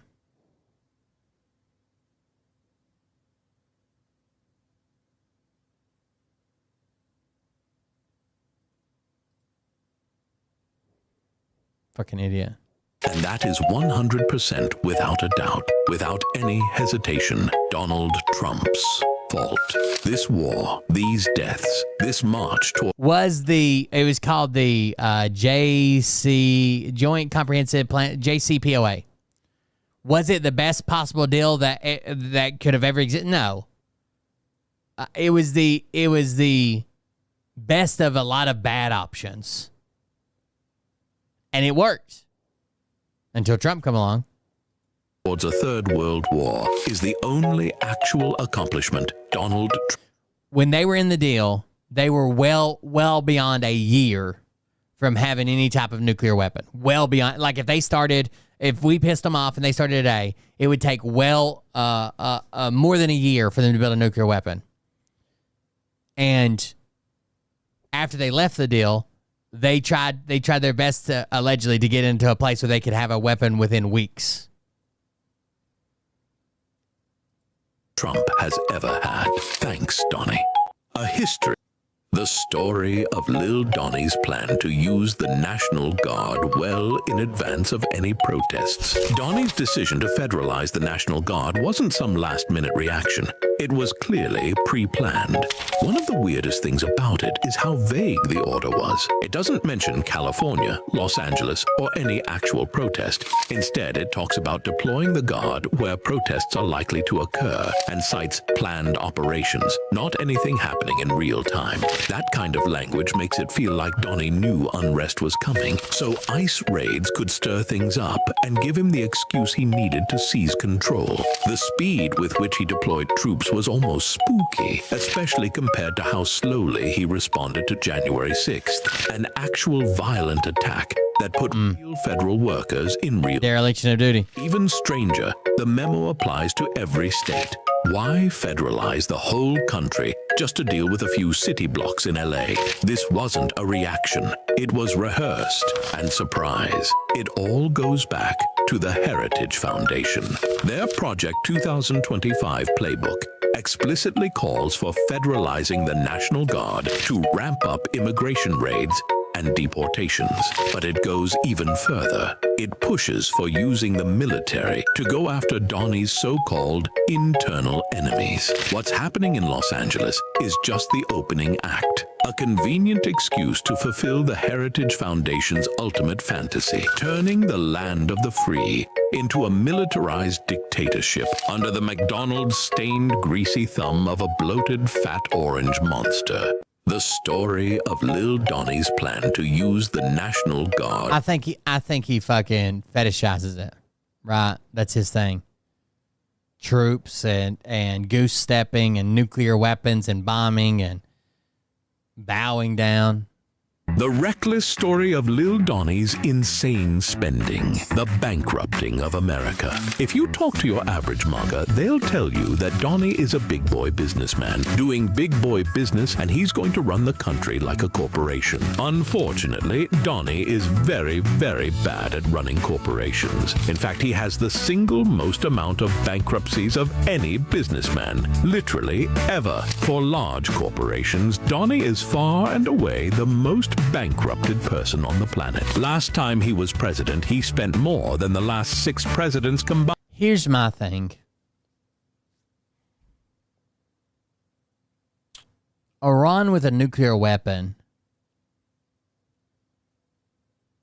seems to me, let's say they build one. Let's say they got one. I don't want them stockpiling hundreds and thousands of them. Let's say they got one.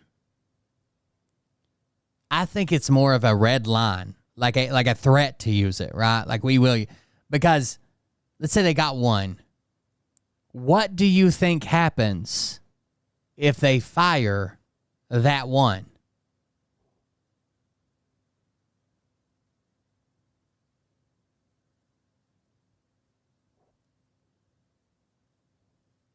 they cease to exist.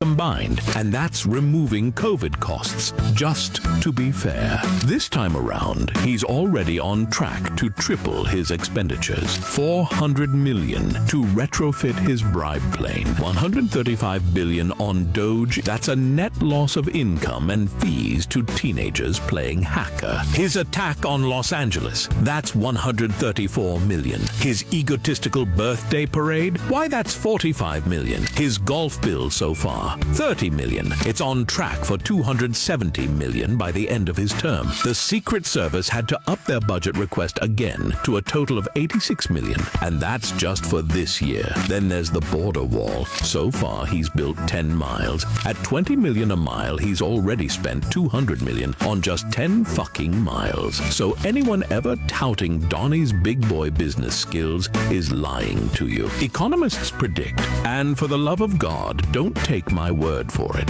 Go look it up, that by the end of his term, Donald Trump will add $12 trillion to the national debt. The largest amount of any president ever. The second most ever added was Donnie in his first term, where he added a modest $8 trillion.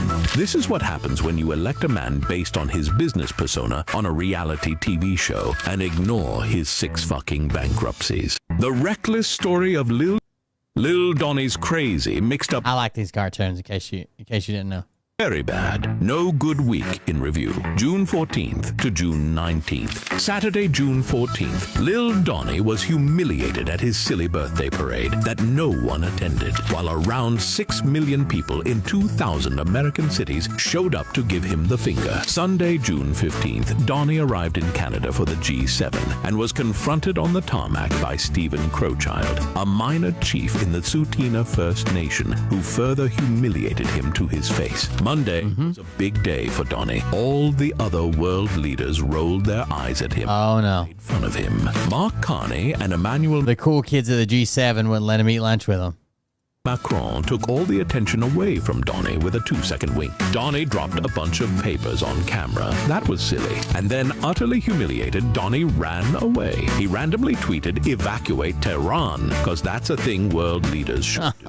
Tuesday, Donnie refused to offer any kind of support for Democratic lawmakers that his supporter murdered. Instead, he decided to throw insults at Tim Walz. Classy. Then he took a jab at Tucker Carlson, because they're in a breakup too. More on that in a moment.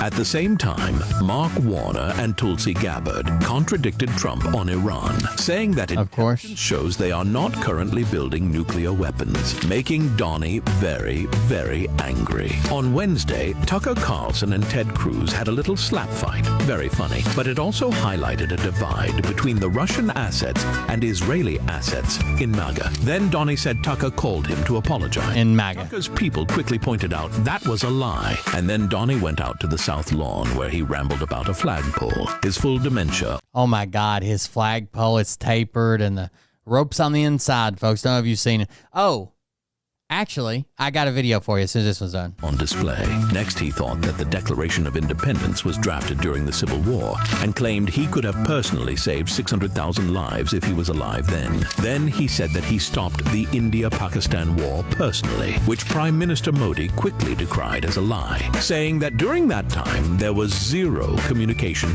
with the United States. Next, Pete Hegseth went to Congress and refused to say that he wouldn't order American troops to shoot civilians, which is insane. And then Donnie told everyone he has the highest approval ever, while all polling shows him at a staggeringly low amount for someone at this point in their presidency. On Thursday, he was shown that the Fox News poll put him at 46% of approval. He then screamed about how Fox News hates him and is putting out at fake polls. He then screamed at reporters saying that he's going to take out immigrants by the thousands. And then Laura Loomer announced that she was personally tracking every politician who says anything bad about Donald, and that Tucker is controlled by Muslims or something. That's Loomer for you. And lastly, Muslims or something.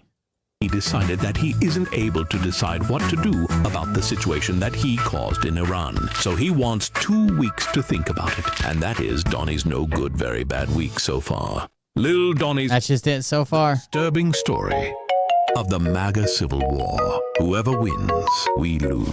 We all watched the slap fight between Tucker Carlson and Ted Cruz, and it was very funny. But it was also a symptom of something we've been warning about for over a year now.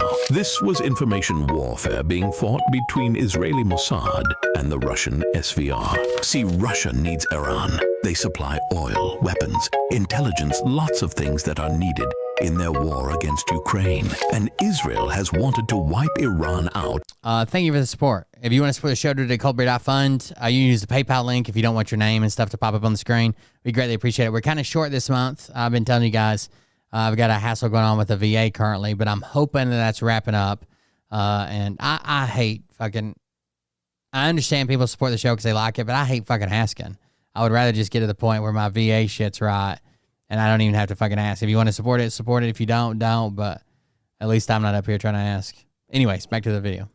Out for decades. Both have dug their hooks into the Republican Party. Both have compromising material on Donald Trump. And until now, both were happy to manipulate Donnie and his cadre of losers together. Now, they're at a breaking point. Tulsi Gabbard breaking ranks and attempting to defend Iran in opposition to Donnie. That's Russia using one of its pawns to make a move. Sean Hannity becoming suddenly pro-war, advocating for direct U.S. action. That's Israel giving him, and most of Fox, very specific marching orders. And suddenly Steve Bannon is calling for investigations into Fox, his former ally. Tucker, who made a fawning pro-Russian. I don't know if you saw where Tucker came after Ted Cruz and asked him about AFPAC. Propaganda film recently. He's been told to tear down Cruz specifically to dampen enthusiasm for the invasion. These moves are not hidden, and they are not subtle. The worst part of it isn't Americans making decisions about American policy anymore. It is two nations whose only interests are their own, and who have dug hooks deep into the Republican Party. Through influence, through money, through threats and spying. We are no longer in the driver's seat of our own nation. Instead, it's Russia and Israel fighting over the wheel while we speed 100 miles per hour. I know. I mean, and I know a lot of other people. I've always felt weird being like that. I don't know.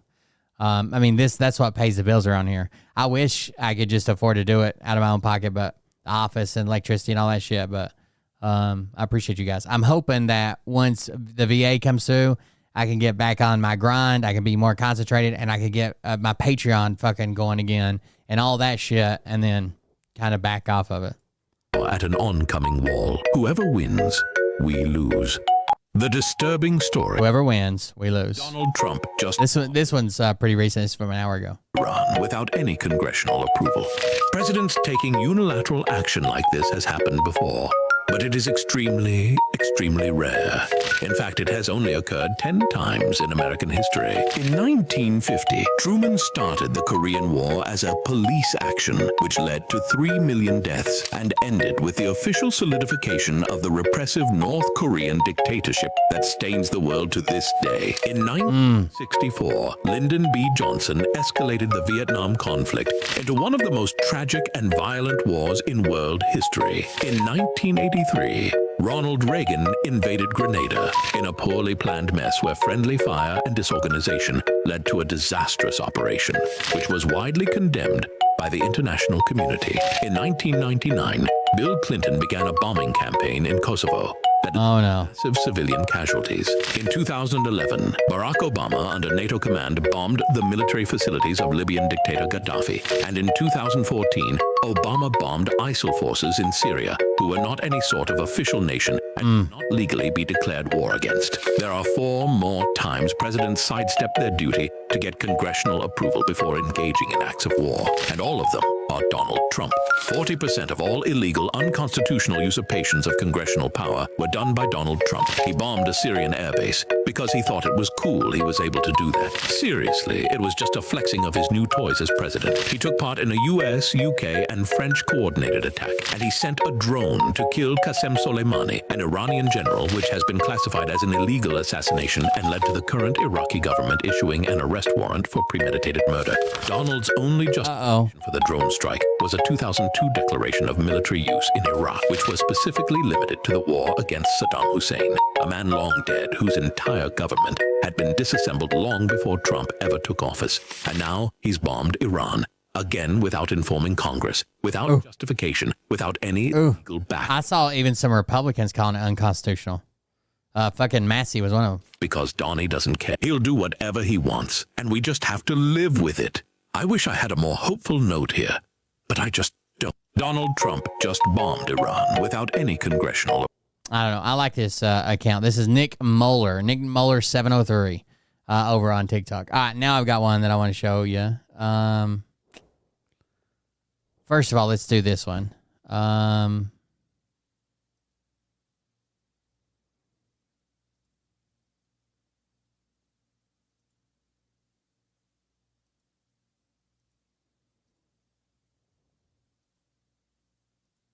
Today we're talking about the attack plan for Iran. It's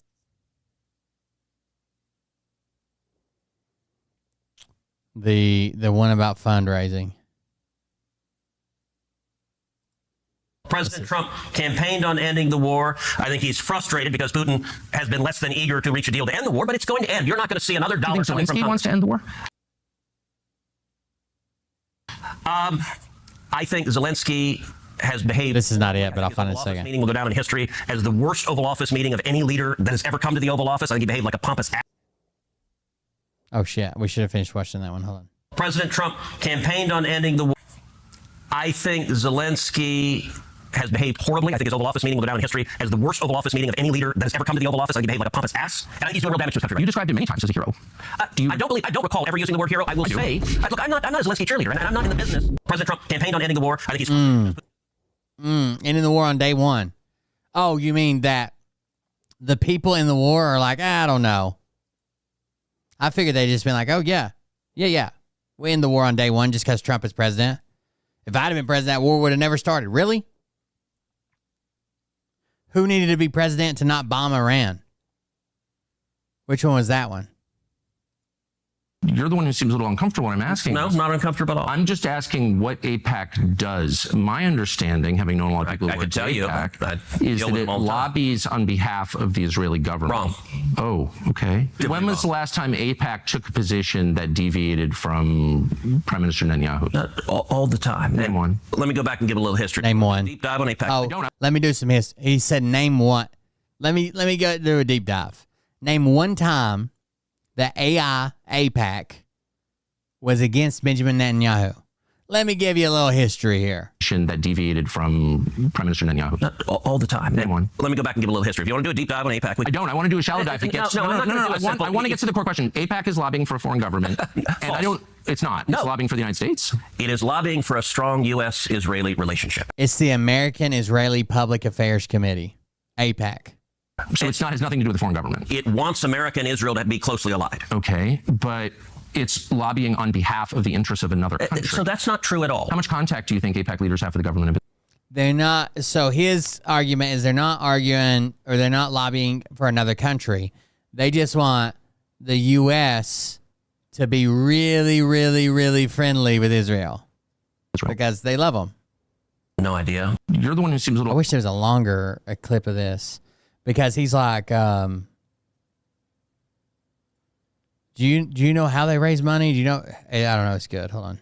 It's a 1 minute. Don't they do 3 minutes too? Oh, here. Let's try this. It's 11 minutes. I gotta wrap up soon. I'm only running on about 2 hours of sleep. Massive benefits from Israel. But stick around because after this one, I got a funny one. Israel shares the Mossad is one of the best intelligence sources on the planet. The enemies of Israel, the people who hate Israel, they all hate us. It's almost a perfect overlap. And so if we tried to recreate, if we're just trying to defend America, we tried to recreate the national security benefits of our alliance with Israel, it would cost, I don't know, $30 billion, $300 billion. So can you elaborate? And again, I'm going into this as someone who's always liked Israel and still does. But I also think at this point, given where we are, it's fair to ask rational questions about what the benefits are. Good. So does Mossad share all of its intelligence with us? Oh, probably not, but they share a lot. We don't share all of our intelligence with them, but we share a lot. It's a close alliance. Do they spy domestically in the United States? Oh, they probably do, and we do as well. And friends and allies spy on each other. And I assume all of our allies spy on us. That's okay with you? You know what? One of the things about being a conservative is that you're not naive and utopian. You don't think humans are all... Part of the reason socialism doesn't work is the mantra from each according to his abilities to each according to his needs doesn't work. As a conservative, I assume people act in their rational self-interest. So it's conservative to pay people to spy on you? It's conservative. By the way, somebody pointed this out to me the other day. Most people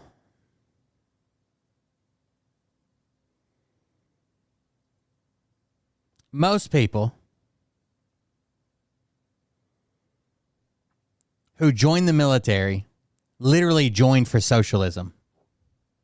A job, housing, healthcare, universal healthcare, universal income, an assigned job that you go to every day. That's wild. Because if you ask people that got out of the military, the vast majority of them are Trump supporters. And if you even mention socialism around to them, they're like, what the fuck? What are you talking about? This is America. Recognize that human beings act in their own self-interest, and every one of our friends spies on us. And I'm not. Do you like it? That's my question. I'm not asking whether they have motive to do it. Of course they do. I understand that, and by the way, I'm not mad at them. But you're an American lawmaker, so I just want to know. Hold on, I want to know your attitude. Yeah. You said that your guiding principle, in fact, the only principle, the only criterion. I said guiding, the overwhelming. I wouldn't say only. Is it in America's interest? Is it in America's interest for Israel to spy on us, including on the president? It is in America's interest to be closely allied with Israel because we get huge benefits for it. And you want to see the clear. But I just want to stop on this point for a second. That it takes place, as you know, and including on the president of the United States and several precedents. And I just want to know if that's okay and why is it okay? Wouldn't an American lawmaker say to a client state, you're not allowed to spy on us? I'm sorry. I know why you want to. I'm not mad at you, but you're not allowed to. Sure. And I don't care for it. I don't want to be spied on by you. It's kind of weird not to say that, but you don't seem able to say that. Sure, I would say don't spy on us. They're going to anyway. And by the way, the Brits are, the Canadians are. Like, I don't think. Well, I'm not for that at all. Okay. I think it's disgusting. But we don't actually pay their. We're not their most meaningful. Wait. Trump tweeted, any retaliation by Iran against the United States of America will be met with force far greater than what was witnessed tonight. Thank you, Donald J. Trump, President of the United States. Sponsor. We're not sort of paying for the operations of the British government. I got to say, and this is, it's weird. We're talking about isolationists, the obsession with Israel. Why is Israel... Well, I don't think I'm obsessed with Israel. Okay, but I think a lot of people are, and like the question, Israel spies on us. Well, so does every other country. Why are you mad at Israel? I guess, I'm hardly the one who... I've never taken money from the Israel lobby, have you? Taken money from the Israel... From AIPAC. So AIPAC raises a lot of money for me, but it's actually a misnomer because the people who raise money are individuals. Right. So it's not the PAC itself. It's a misnomer because it's they're individuals. But they're individual members who believe in the American-Israeli friendship. Is AIPAC a foreign lobby? No, it's not. I think that Tucker will not bring up Palantir because he's friends with those guys. American lobby. It's the AIPAC stands for the America-Israeli Political Action. What does it lobby for? So, to be honest, not a whole lot effectively. Listen, I came into Congress 13 years ago with the stated intention of being the leading defender of Israel in the United States Senate. And I've worked every day to do that. AIPAC, a lot of times... AIPAC, I wish were much more effective. Like, there are folks online who are in the fever swamp of terrified... He wishes AIPAC was more effective? Of AIPAC, and AIPAC... I'm not terrified of AIPAC at all. You're the one who seems a little uncomfortable when I'm asking. No, not uncomfortable at all. I'm just asking what AIPAC does. My understanding, having known a lot of people with AIPAC, is that it lobbies on behalf of the Israeli government. Everybody associated with Trump is fucking the swamp. Oh, okay. When was the last time AIPAC took a position that deviated from Prime Minister Netanyahu? All the time. Name one. Okay. Let me go back and give a little history. If you want to do a deep dive on AIPAC... I don't. I want to do a shallow dive. No, I want to get... I'll show you AIPAC's. Here's their homepage. Right now. It says, Operation Rising Lion, Israel's war to protect the world from a nuclear Iran, keeping Israel safe and America strong. The largest pro-Israel, lobbying for pro-Israel policies. I thought they didn't lobby for Israel. Standing with those who stand with Israel, building bipartisan support for U.S.-Israel relations, a national movement with more than 3 million members, the largest pro-Israel PAC in America. But I thought he said that wasn't true. They don't lobby for Israel. Get to the core question. AIPAC is lobbying for a foreign government. And it's not. It's lobbying for the United States. It is lobbying for a strong U.S.-Israeli relationship. Okay. And so it has nothing to do with foreign government. It wants America and Israel to be closely allied. Okay, but it's lobbying on behalf of the interests of another country. So that's not true at all. And if it's not true. No. How much contact do you think AIPAC leaders have with the government of Israel? No idea. I imagine some. I think the government of Israel is often frustrated with AIPAC because it's not nearly strong enough. Do you think there's any coordination between the government of Israel and AIPAC? Do they talk? Sure. If you're lobbying for more U.S. It's a pretty easy guess. You voted for Trump. U.S.-Mexico trade, would you talk to people in the U.S. and Mexico and the government? Sure. Like if. So I'm not mad about that. There are a million countries that lobby Washington. I like a lot of those countries, including. Okay, but AIPAC are Americans. But hold on. There are tons of Americans who lobby on behalf of foreign governments. I know them. I'm related to some of them. I know how it works. I'm from here. So my question is not, is it outrageous that foreign governments lobby the United States? They all do, okay, including Israel. My only question is, why don't we admit that is what's happening? You're denying it, but it's true. And why aren't they registered as a foreign lobby? Because they're not. They're not a foreign lobby. No, they're not. And there's a fever swamp. Look, it's not a fever swamp. These are very reasonable questions, and you've accused me of being obsessed with Israel, which I'm not. I actually haven't. I've seen being feverish about it, which I'm not at all. I find it's a very tender spot when you ask it, and I don't know why. It's hardly breaking news. The U.S. dollar has been gravely devalued by Washington money. Nothing. In retirement account, just a few minutes. Or visit itrustcapital.com to start today. So, Tucker, all right, let's go back. I was first elected to the Senate in 2012. I came in Obama's second term. And I actually saw AIPAC be badly wounded in a way they never came back from. And the second term is when Obama did the Iran nuclear deal. And the Iran nuclear deal, I think, was catastrophic. And AIPAC went all in lobbying against it. Yeah.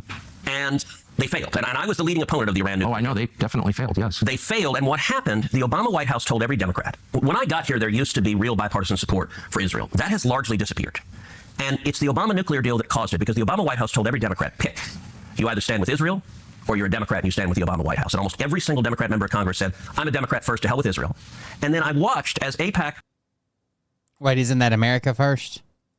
Every one of those Democrats got reelected, and AIPAC did nothing about it. And it dramatically reduced AIPAC's influence. I agree. I watched it happen. And by the way, I told AIPAC, I said, look, the analogy, if the NRA was supporting a bunch of politicians and cared about the Second Amendment, and you had politicians that vote to confiscate people's guns, and the NRA turned around and raised money for the people who voted to confiscate guns, you know what? No one would ever care what they said again. So you're making the case that AIPAC is not as powerful as people say it is, and I completely agree with you. I've watched that, and I hate to even give Tucker props, but... I'm not making the case that AIPAC is all powerful and they're running everything and putting fluoride in the water. I'm not making the case at all, because that's not true.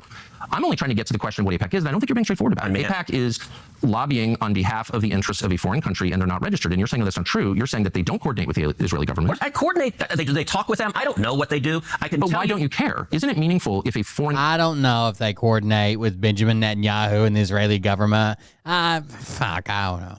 Government. Hey, I talk with Israel all the time. I talk with foreign countries all the time. But the law is, and a lot of people have been prosecuted under this law, that if you are lobbying on behalf of a foreign government, you must register. That's it. It's really simple. And I don't know why, if I'm working for Malaysia or Qatar or Belgium, and I'm working on behalf of its government's interests through a group of Americans who are representing the friendship between those two nations, I have to register under the Foreign Agent Registration Act. And if I don't, I can go to jail. People have gone to jail, including people I know. So I don't understand why we don't just be honest and say they're lobbying on behalf of a foreign government, they're coordinating with the government. You know that that's true. That is not only not true, that is false. Oh. They're not coordinating with the Israeli government. That's not only not true, that is false.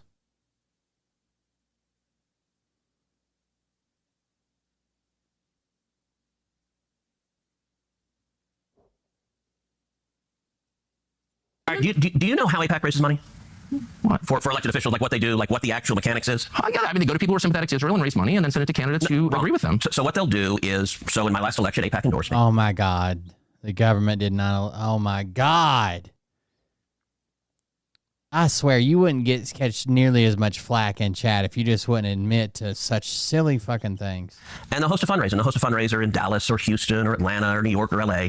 And they'll do a fundraiser and they'll get someone who'll host it. And it's usually a business owner, lawyer, doctor, someone who hosts it. And you'll get typically at an AIPAC fundraiser 30, 40, 50, maybe 100 people who live in that city, right? Who care about a strong U.S.-Israel relationship. Yeah. And if they have 50 people, each of them writes a $1,000 check and you raise $50,000. Yeah, I've been to an AIPAC fundraiser. I know what it looks like. But that is not, and by the way, there's no representative of the Israeli government there. You have when you're in Dallas, you're meeting with... false and silly conversation. I know all this. The question is are AIPAC's goals shaped by the goals of the Israeli government to any extent?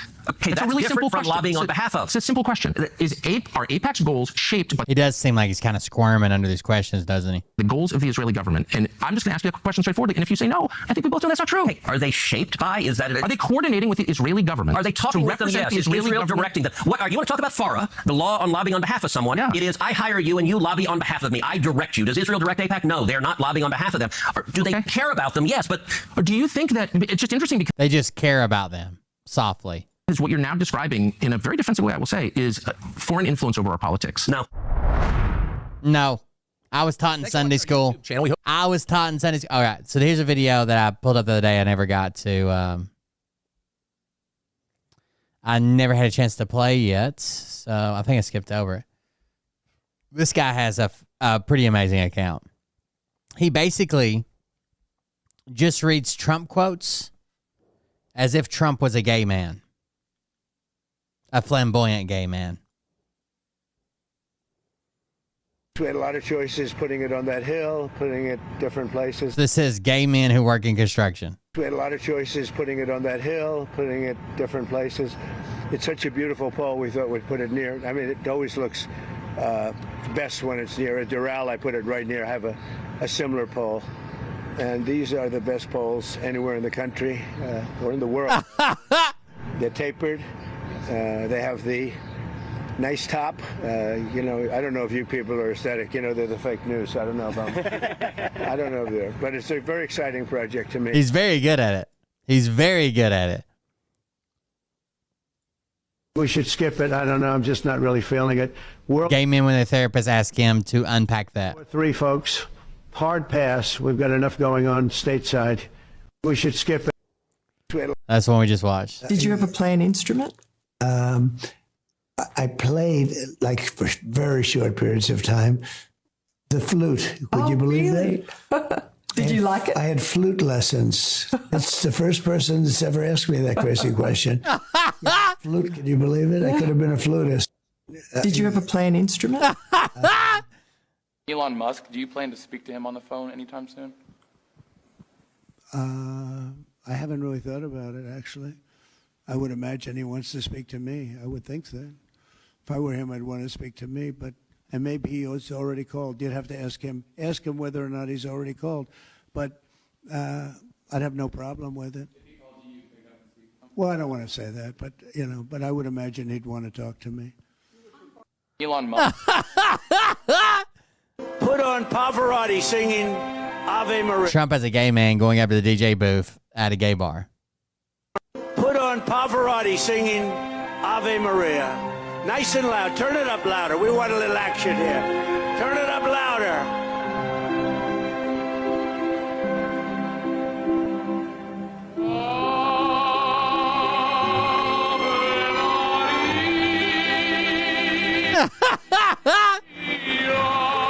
Put on Pavarotti.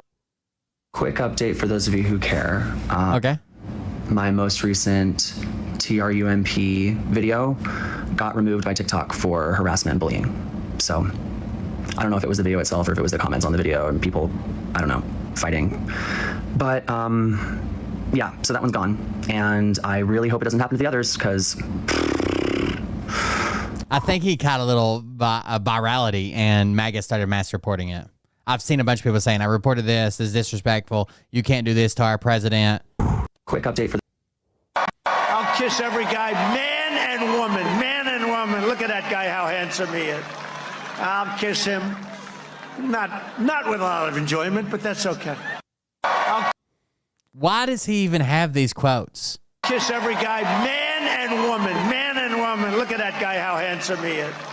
Oh, beating all the invisible dicks while he dances? Him. Not with a lot of enjoyment, but that's okay. I'll kiss. Is your name Mitochondria? Because you are a powerhouse. Got it? I'm only going to say this one more time. I don't know if he's got any more Trump videos. Oh. Palmer was all man. Oh, yeah, this is the big one. This is the first one I saw, the Arnold Palmer one. But Arnold Palmer was all man. And I say that in all due respect to women, and I love women. But this guy, this is a guy that was all man. This man was strong and tough. And I refuse to say it, but when he took showers with the other pros, they came out of there, they said, oh my God. That's unbelievable.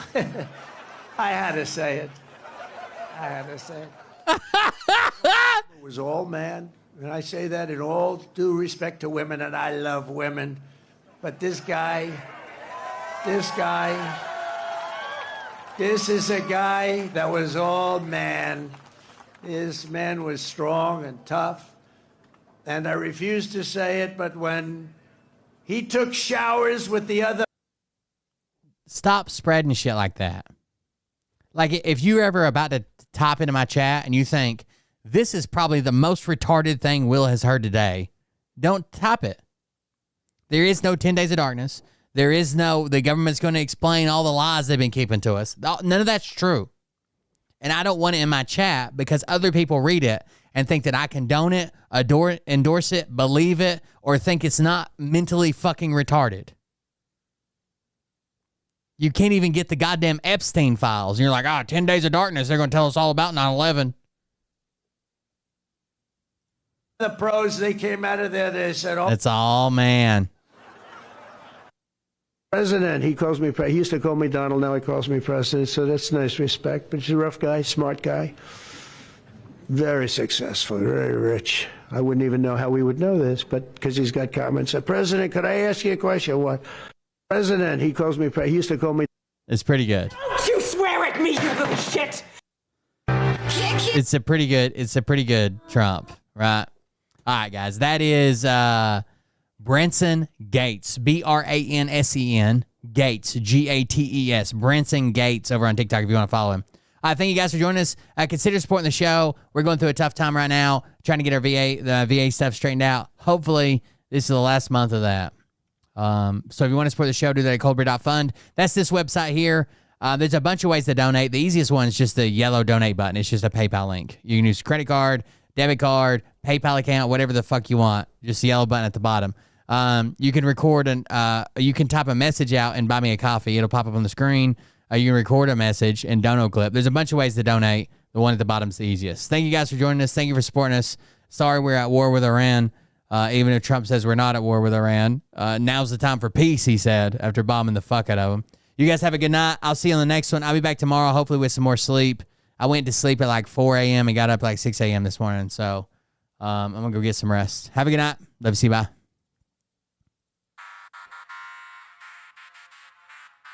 But I can tell you this about if this douchebag happens to see this particular show, you don't have the forking balls to call out the people on this planet by name and tell them exactly who they are and tell them the rest of the world who they are. You don't have the forking balls. You don't have the balls. Okay, Scott. Oh, we went to the reason I didn't get much sleep is we went to a water park today, and the traffic was so bad. We still got there like an hour and a half later than we wanted to get there. But Mariah's mom bought us season passes for Christmas, and we packed sandwich stuff to come out and eat lunch like at the cars or whatever. So it was basically, besides gas, it was free to go to the water park. Listen, bitch, I came equipped with a quick wit and a 6 cents for the stupid shit. Where my true believer? Y'all need Jesus. Praise the Lord, head to the extreme. All these false fucking prophets who profit off of gossip. Worshipping drums, cocking, begging for a throat deposit. Swinging fucking meat hammers like Thor in a thong. He's strapped to the shaft, beating his chest like he's King Kong. Starving for attention, I'ma make your gut burst. I'll be your huckleberry, I can quench that thirst. Baby eating lizard people, alien sex. What's next? Trump in a dress, fucking Flynn on his desk. A retard in a vest, climbing up 5G towers. Cause you told him if he did, he'd get fucking superpowers. Here we go, I think I started some shit. Piss him off, it's about to get lit. Get the place in the bets, you know that stage is set. You better buckle up, cause you ain't seen none yet. Here we go, I think I started some shit. Piss him off, it's about to get lit. Get the place in the bets, you know that stage is set. You better buckle up, cause you ain't seen none yet. I used to find clues too when I was high on shrooms. I found myself a tunnel that led to Jason Q's bedroom. Open his closet, I found some of his meat rockets. I strapped them to my shoes and then I flew through the roof. I found myself in orbit strapped to an F-16. High on amphetamine, with Trump in between. Put on a light coat of baby oil and saluted the troops. He tapped me on the shoulder and said, "This is gonna be it." Whoa, wait. Stop. What? I'll get my files. Wait, what are you doing? Stop. Fucking stop. Dude, come on. Seriously. I think Trump said Hegseth is doing a Oh my God. Damn it. I think I started some shit. Public address about the attacks in the morning, so that'll be maybe have some more information in it. I'm looking for some satellite imagery. That would tell us a lot, even if it's like one day and a few days later or whatever. You know that stage is set. You better buckle up, cause you ain't seen none yet. Round 3. Oh, I'm sorry. Your son's car broke down. Say it isn't so. Hope it's not too bad. On the ropes, trying to ram it down his throat. Now things are getting rocking. He was doing so well. It's all over. Hands on his shoulders. They ringing his bell. You got Frog News Network. Mariah's car just had a flat on it 2 days ago. Again, I don't know if it. I don't know what the fuck it's coming from. Rocks, maybe. All this nonsense on my conscience. It's hard to sleep at night. Who the fuck is in my window with this time of the night? These parasites, these leeches, with all their secret meetings, teaching all you fuck. It's never nails or screws or nothing. I think it's some of that like slate stuff that fall. Like it's super sharp rocks that fucking fall. We bought so many tires since we lived at the campground. I even got to where I sweep some of the asphalt road when the rocks fall and I can see the sharp pieces. I take a push broom out there and sweep it just in case, but still somehow getting it. Fucking tires are expensive too. You better buckle up, cause you ain't seen none yet. You don't have those guts because you're a The one I just read like 10 minutes ago about no retaliation. classes in your mother's basement, and I won't even